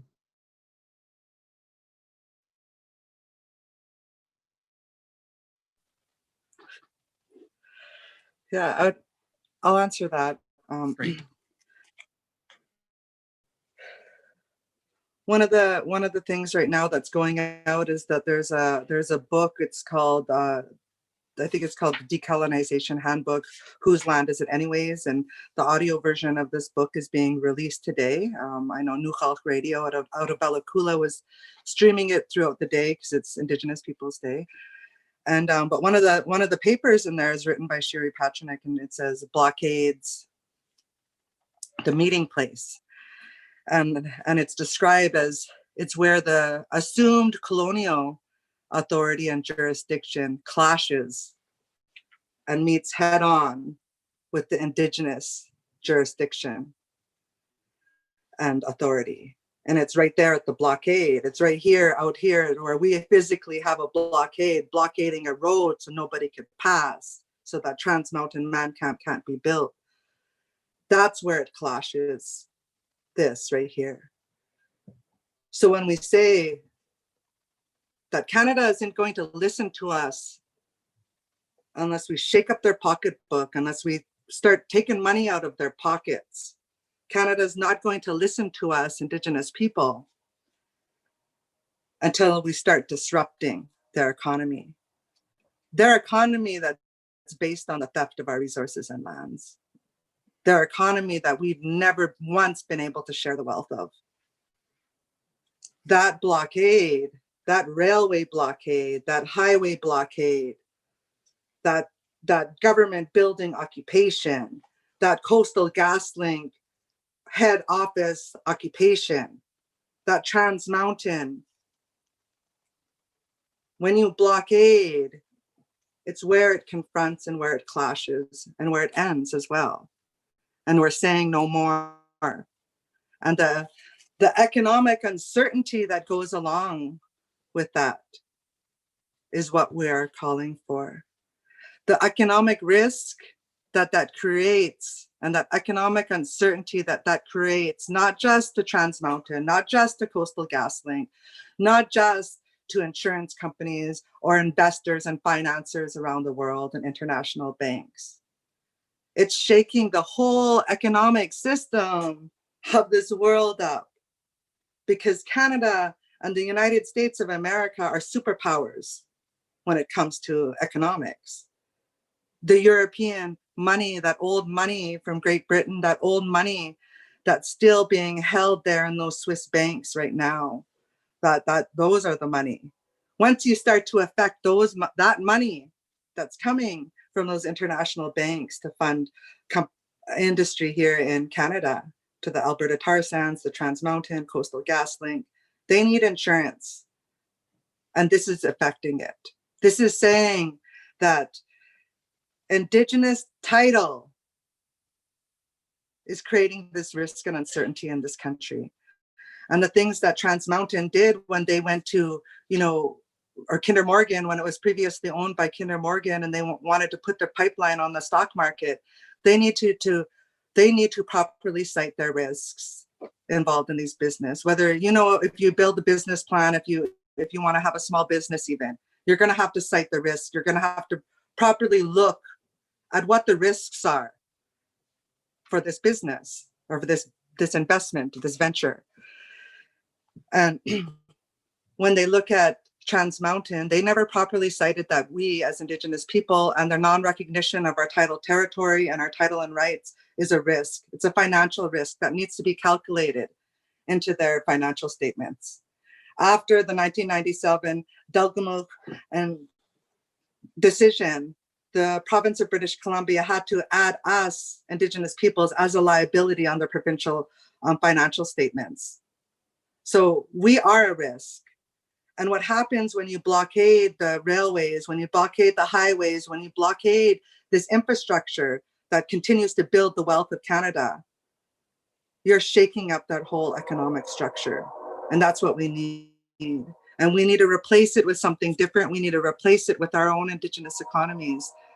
And it's going to be the Indigenous people that are, again, going to lead the way in Indigenous economies, because they're the ones that are going to teach you. We've been here for tens of thousands of years, 100,000 of years on this planet, in this continent, and we've never destroyed her. We've never destroyed the water. We've never destroyed the land. We've never destroyed the animals, and we've never destroyed our own children with our economies. We actually flourished and made those economies much more beautiful by looking after our land and respecting our land. So blockades are needed to bring attention to all those supply chains that are bringing the software to the world, that are bringing the lithium to the world, that are bringing to all these to the world. So we need them, and we need the unions to blockade the ports too. We need them, and we need you to say that you're doing this for Indigenous people. Thank you. Yeah, can I just add to that as well? Please go ahead, Gina. Yeah, and I just echo Kanahus's words. This is Canada's language. It's the only language that they recognize and hear. Our people, Native people, have been saying the same thing for hundreds and hundreds of years, and then you block a railway, and then all of a sudden the politicians show up to talk to us. And this is what happened with the Wet'suwet'en hereditary chiefs. They said they got more done in 3 days of meetings after all the blockades and solidarity actions than they had since Delgamuukw court case. And so our people are forced to do this. Our people are forced to, show up and put themselves in arrestable positions in order to get the bare minimum, a conversation with some of Canada's leaders. And so just want to reiterate that it's that the blockades are like us chipping away slowly. We're not getting everything we need from these blockades, but we are getting steps closer to our freedom and liberation. And I just want to also note that the CN Railway right now is in the process of suing protesters who blocked along the railway. And just to clarify that there's no amount of money that CN could give our people back to pay for all of the profits they have made and continue to make on our territory. So them suing our people for blocking the railway for a few days is absurd. And something that became really, really clear to us, like when we were doing the Shutdown Canada and at the legislature and when we shut down the ferries in Victoria, is that people power protects us so we can do that work. And numbers of settlers, thousands of settlers showing up to support us kept us safe and kept us able to occupy the legislature for 17 days and occupy the BC Ferries. And the BC Ferries Union as well stood with us when we blocked the ferries. So just want to reiterate how significant and important it is for settlers to show up as well, and just how much we can achieve with people power. And really we have the power, and following Indigenous leadership is the way forward. Thanks. Great, thank you both very much.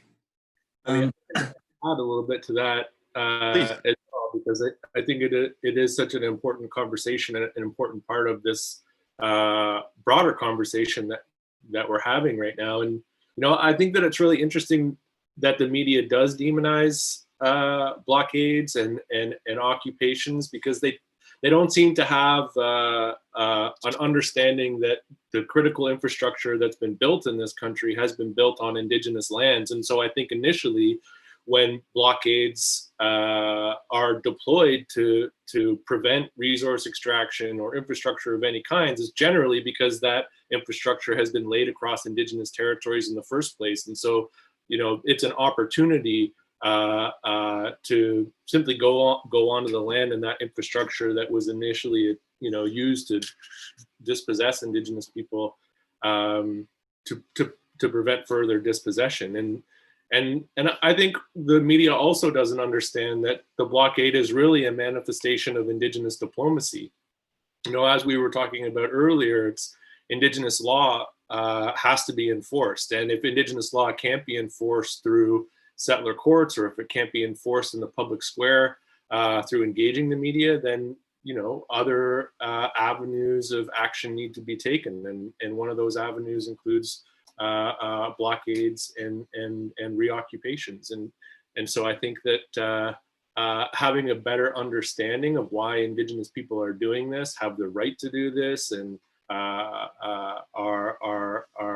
are using their own diplomacy to speak back to settler colonialism is important in this discussion of blockades, because it's true, the media will try to discredit and excuse Indigenous people that use these tactics, but as Gina and Kanahus mentioned, they're actually pretty effective.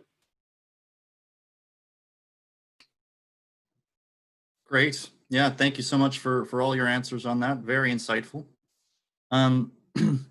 Before we go on, however, I just wanted to mention to our audience that since a number of speakers have made references to books and things like that, we're going to be making sure to give those citations in the live stream, such as the Decolonization Handbook and the Land Back Paper and all that. So please follow along closely there if you'd like to do a little more reading yourself.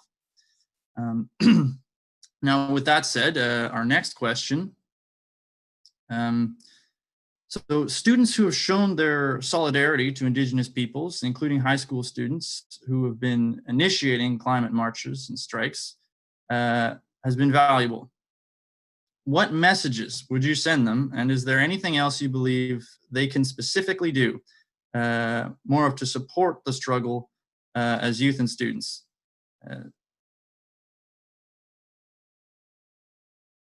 Who'd like to start?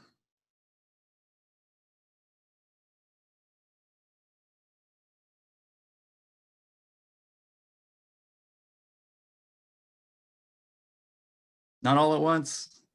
I can just say a quick word while other people think. At the speaking about the occupation at the BC legislature, there was a huge every single night there were high school students that were there showing up for us, and just want to acknowledge and name that that generation of young people are so beyond in their intersectional analysis and political awakening than people in my generation, and that to me the role of the younger generation is that they're our leaders and that we should be looking to them on our next steps and following their lead.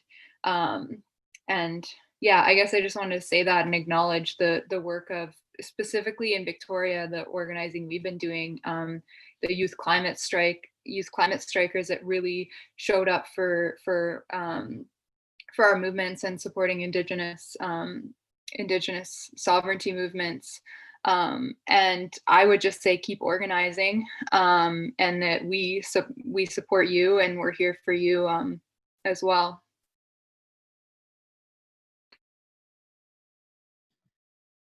Great, thank you, Gina. Did anyone else want to add anything on that? Yeah, for the youth, I want to also give a shout out to all the youth out there, all the teens and all the children that are doing the work and really understanding these deeper concepts than we did at that time, and very articulate. A lot of young people very articulate and able to explain and define our fight and the purpose of what we're doing.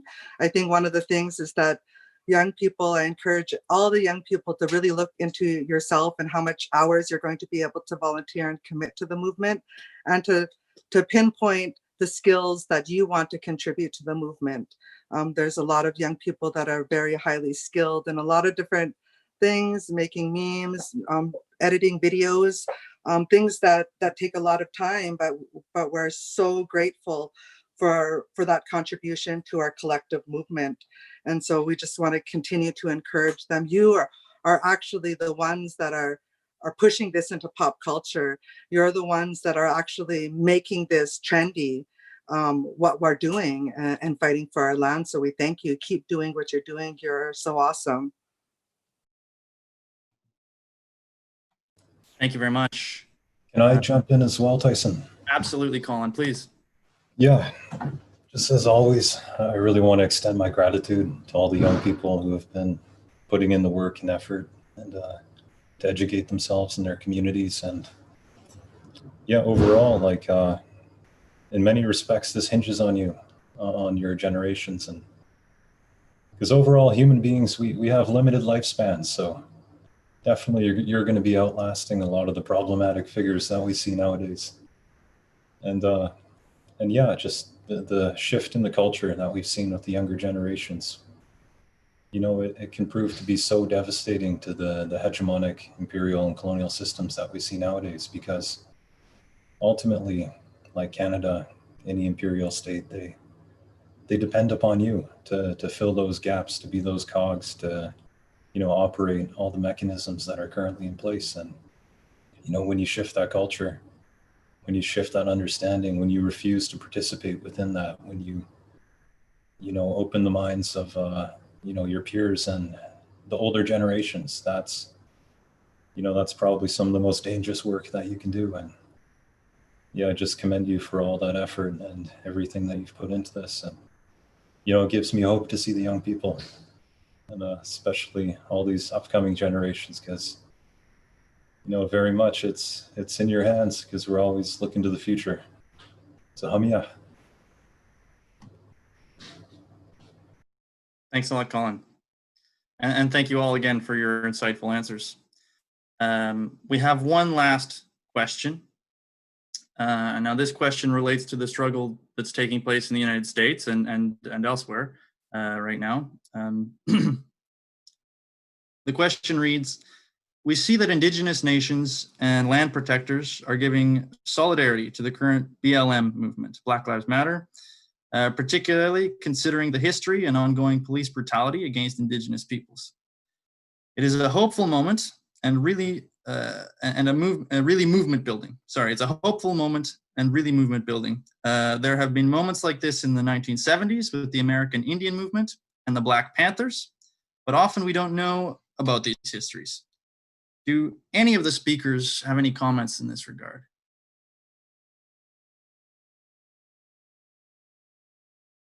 The floor is yours.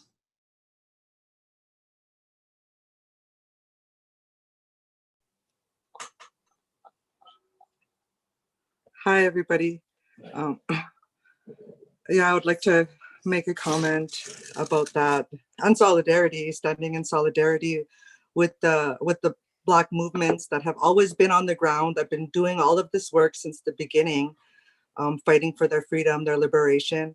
I always say that our liberation is bound with each other. We can't have freedom of the African Black people and the Black people of America, so-called America, without having a liberation for ourselves and vice versa. It's so intricately tied to each other. And the work that we do and we've continued to do since before this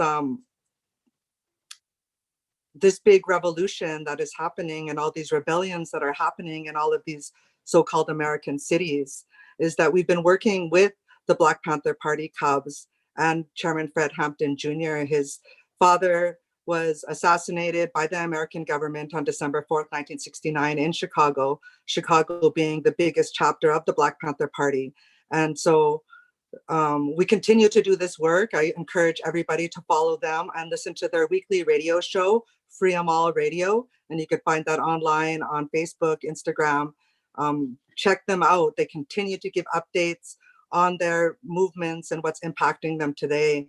And we realize that we have to work together, that but in the past, there was the Underground Railroad to freedom, and that was escaped slaves coming from the so-called Americas to the north. And we need to be able to create that today, a modern day Underground Railroad to freedom. And it's here on this land. And we want to continue to work alongside the Black community, the Black Panther Party Cubs and their allies to continue to fight for our land and for our collective freedom. So, thank you. Thank you. Thank you. Excellent. Does anyone else want to comment on this question? Yeah, I mean, I was in Toronto just a couple days ago. Thousands of people, I think, were there for a sit-in to defund the Toronto police. And the movement that we see happening in the United States is also happening in Canada. And I think many Indigenous people are trying to stand in solidarity with those folks, recognizing that there are things that link Indigenous struggles with the challenges that Black communities are facing, but also that there are differences, different experiences. And learning what the differences are and the similarities are will help us better be there for each other. I think for me, a lot of learning is being done around understanding how settler colonialism came to North America while colonization was happening at the same time. You know, these histories are linked, and that it's not such a binary as well, because there's a lot of Black Indigenous people that are fighting for freedom and justice from police brutality and from state violence generally in unique ways. And so I think there's a lot of learning that has to happen, and a lot of education in our own communities. As Evo was talking about the struggle to rid ourselves of internal colonization, you know, we have to deal with racism that exists. And confront it and call it out, and to support our Black relatives and our Black trans relatives and everybody that's out there in the streets right now calling for justice. And I'm here for it anyway. Thank you so much, Hayden. So with that then, if nobody else wants to speak on this question, last chance. Can I jump in quickly? Please. Always late to the game. But yeah, I just really want to echo what I heard. about, our liberations being intertwined and our history being intertwined with Indigenous and Black movements. Because ultimately we're both confronting the same hegemonic mentality, which is white supremacy. And we're also confronting like the actions that are derived from that mentality that we see, from the leadership within colonial and imperial states. And so, in my mind, like all of these different traits of white supremacy, all of the justifications, the legitimizations for, the ways in which they frame these struggles, the ways in which they attempt to remove the power from Black and Indigenous communities, that's all, it all has a very traceable history. You can trace it right back to tangible historical events within European society, and just understanding, how do they got to this point, how they can legitimize violence, what were the reasons why they needed to impose an entire different worldview on many diverse, unique, and sovereign peoples. And so we have a lot of work to deconstruct that, on our behalf, and also on behalf of, the people that we are trying to support, regardless from your position, because, like Hayden mentioned, there's a lot of decolonization that, has to happen within our own communities as well, because, we've been constantly fighting and maintaining our position as sovereign peoples, but also at the same time, we've been, attacked over the course of hundreds of years by some of the largest empires that this planet has ever seen. And so,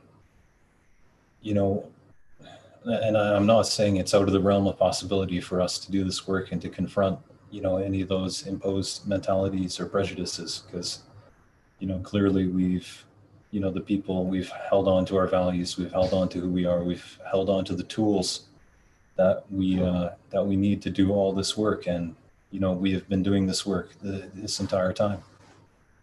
So, there's no doubt in my mind that, these conversations, that the cooperation between the Black Indigenous communities and, other communities that are also currently being subjugated by colonialism and white supremacy. There's no doubt in my mind that, like, we can deconstruct it, and that we can, help others to realize, a better way of living, a better way of relating, and to realize that the world isn't this big melting pot where everyone needs to adhere to the dominant politics or the dominant culture. But instead, it is like a vast diversity of very unique viewpoints that will all be necessary for our survival as humanity, because, we rely on the expertise of each individual nation situated on their individual territories in order to figure out how to move forward.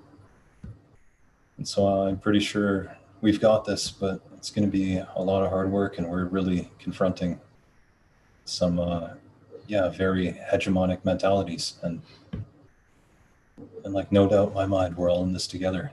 Amiya. Can I just say one last point on that?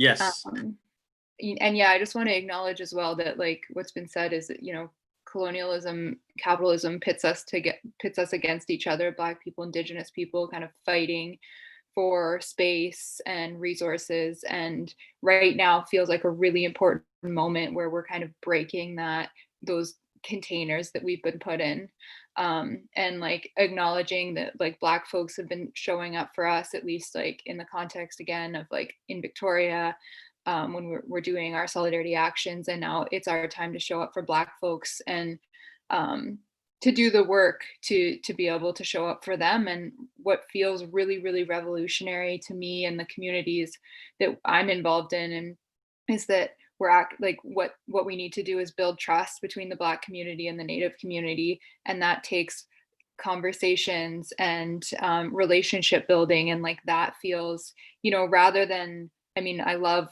pulling down monuments and like all these other things, but right now it feels really revolutionary is building those relationships and carving out a future together, that yeah, that addresses, you know, the oppression, the anti-Black racism, and settler colonialism.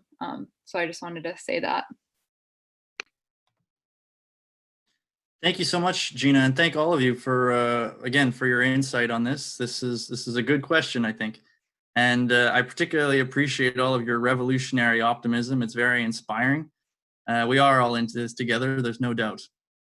Now, while I'm sure a number of us could sit here and have very great conversations for the rest of the afternoon, unfortunately, all good things must come to an end. So I'd like to give one last opportunity to each of our speakers, to whom I'll reiterate we're very grateful, to make some brief closing remarks. Maybe we can just go with the same speaking order again. So that would be Hayden King to start us off.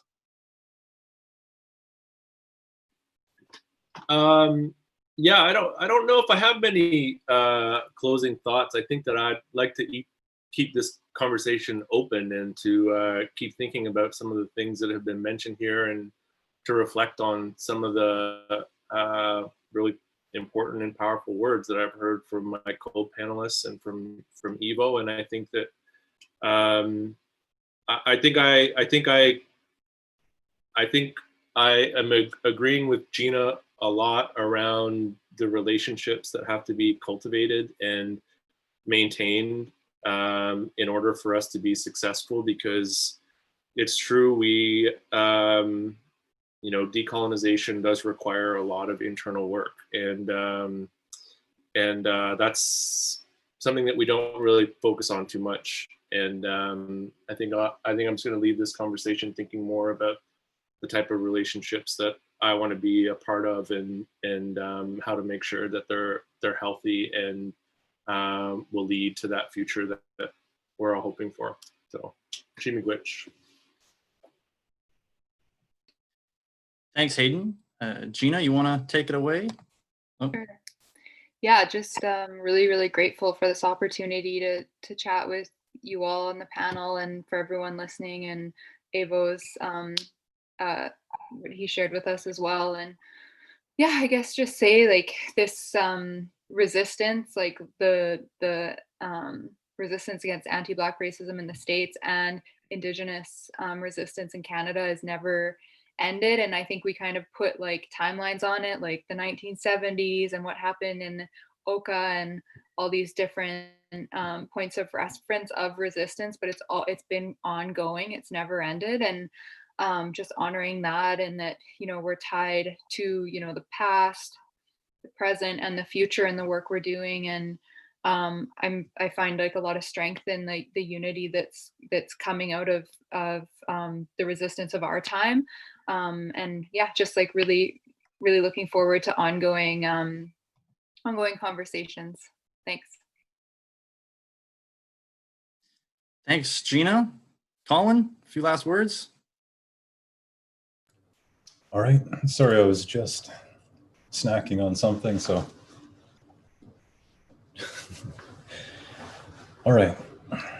Yeah, I'm very grateful for this opportunity to speak and to hear from, you know, very many intelligent, brilliant minds. These are, yeah, really the types of conversations that are very much needed, because many of the speakers here come from very unique experiences, you know, cultural backgrounds and histories. And, you know, in many respects, a lot of the people that have been talking today are, you know, they're very much authorities, like entire authorities, sovereign authorities on the matters that they're talking about. And it's a great honor here to listen, because, you know, if we're going to have these conversations across all these nations, across all these independent peoples, and, you know, there has to be that recognition of, you know, the types of understandings and agreements that we can come to. Because in so many ways, like, you know, we'll never be able to understand the experiences of a person who relates to a particular territory for countless generations and millennia. And, you know, unless you were that person who was on that specific territory for that amount of time. And so, like, we really need to be cognizant of, yeah, some of the incommensurability that exists, and to learn how to bridge that and to have these conversations and to, you know, understand the weight of the words that people are sharing, and yeah, ultimately to be able to build these bridges of understanding, these in order to come to agreements that come from the heart and that respect each other's autonomy and that respect each other's decision making. And so, like, these are the types of conversations that are really going to be necessary if we're going to figure out our collective future. And you know, I'm always happy to be here and to be a part of this. And I'm just thankful to everyone who, you know, made me so much smarter today. So hamya. Thank you so much for that, Colin. And then the final closing remarks from Kanahus.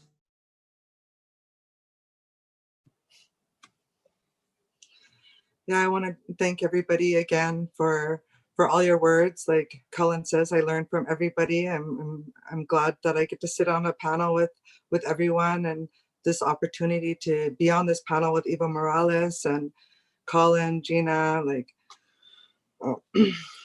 we Hayden and the organizers, the ones that, oh sorry. Oh shoot. Oh my God, I think I deleted myself out of here. Fuck. We still hear you. It's okay. Oh,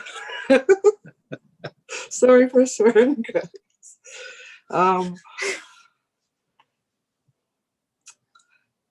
But yeah, to be able to build upon this this collective intelligence that we all hold, and it's a part of a bigger global collective intelligence that we continue to build upon. Like we're saying the exact same things that our ancestors have said, that Crazy Horse has said, that Geronimo has said, that my grandpa George has said, that this is our land, we have a responsibility to defend her. And now we've come this far in colonization, and we've had all of these war tactics waged against us, and we've been fighting back with just the means that we have as Indigenous people. Those are very humble means. And we've seen a whole society strip our Indigenous people of their roles to defend land. And when we defend land, we're criminalized. And it really turns people away from wanting to stand there so fiercely the way that we want to. And I believe that we have to be very creative, and that's why I'm calling you from tiny house warriors and sitting in a tiny house built on wheels as a form of Indigenous resistance. We have to be creative in the way that we resist today, because it'll end us face down with the cuffs on and in jail. And we see that every day. So we have to be very creative. We have to be like the young people where they made that fountain in front of the BC legislature blood red with the blood of our people, to give that image to the world with upside down Canadian flags. We would have never saw that 20 years ago, but we see that today. We have to be creative, and it's the young people, and it's the artists, and it's the thinkers, and it's the educators. We're going to be able to conspire this new, like Colin said, imagine these new ways of resisting today.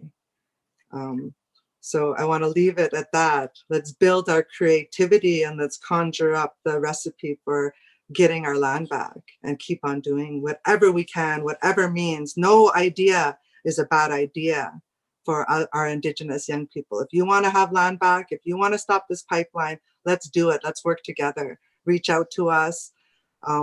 On social media, Tiny House Warriors, www.tinyhousewarriors.com. You'll find us, link with us. We want to build. Thank you. Wow, thank you all very much. Thank you, Kanahus. And I'm going to give it to my comrade Kimball to make the closing statement in just a moment. But before we do that, I just wanted to let everyone know that we're going to play a video at the end of the webinar. The video is from Cowichan News, which is the English version of Radio Cowichan Coca. This was just launched in May in Bolivia during the strict quarantine and political persecution. but it's run by people with plenty of experience covering Bolivia and plans to expand its on-the-ground reporting. So again, thank you again for my part, for everyone. It was a huge honor and privilege to be part of this with you. And Kimball, please take it away.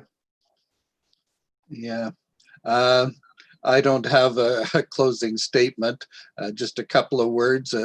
Like some others here today, I come from the era of, the Vietnam War protests, anti-racism struggles, the fight against Pierre Trudeau's assimilationist white paper, the Mackenzie Valley pipeline inquiry, Wounded Knee, the first Earth Day, the general strike against wage control. So there is a long history of struggle, but it's coming to a higher level today, bringing together these struggles in a much more complete way and showing the way forward. So we have a lot to learn.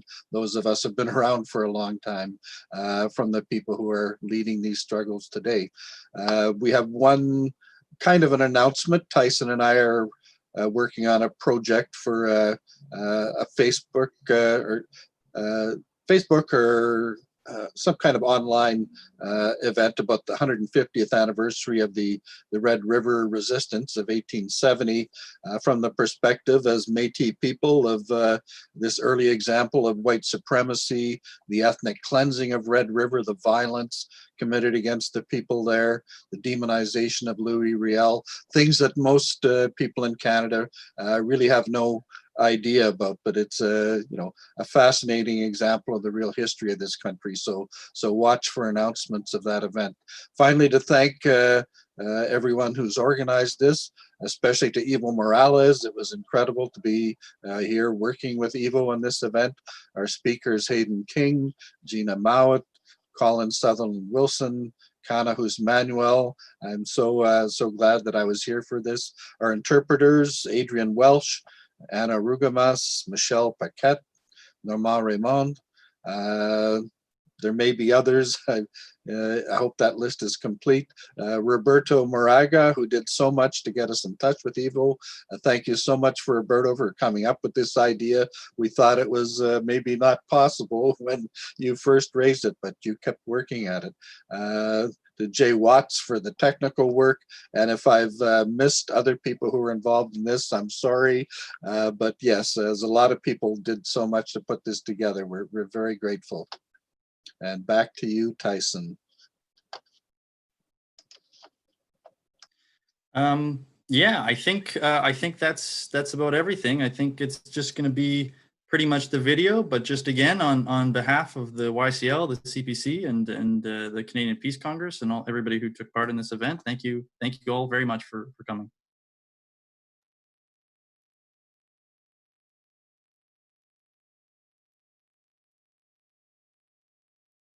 Kasachwan News is the English language service of Radio Kasachwan Coca, the official outlet of the 6 federations of the Tropico, who are the Chapari Campesino unions leading the fight against the US-backed regime.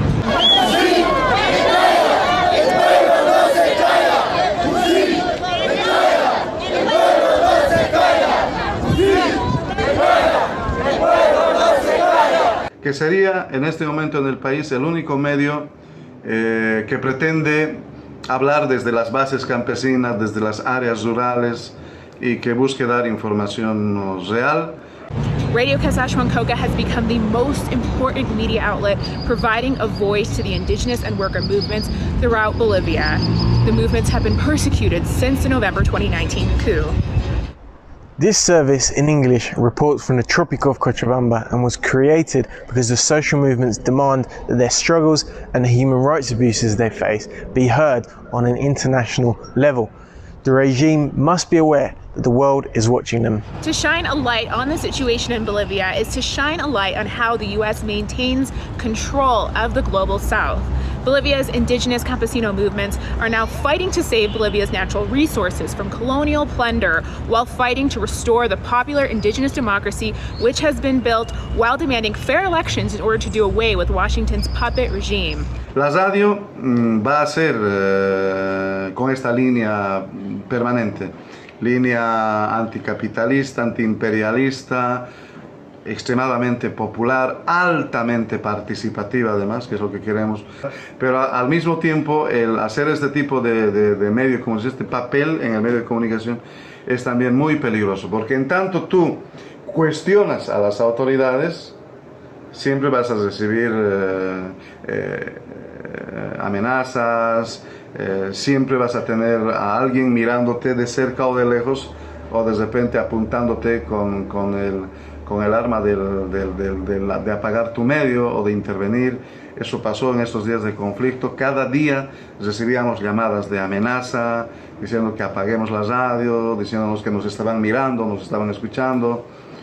As Bolivia's regime desperately tries to cling to power and cancel any elections, they're looking to shut down media outlets like ours. Just a few days ago, Interior Minister Arturo Murillo said that Saskatchewan should be shut down for promoting so-called sedition. Follow Saskatchewan News on Twitter and Facebook.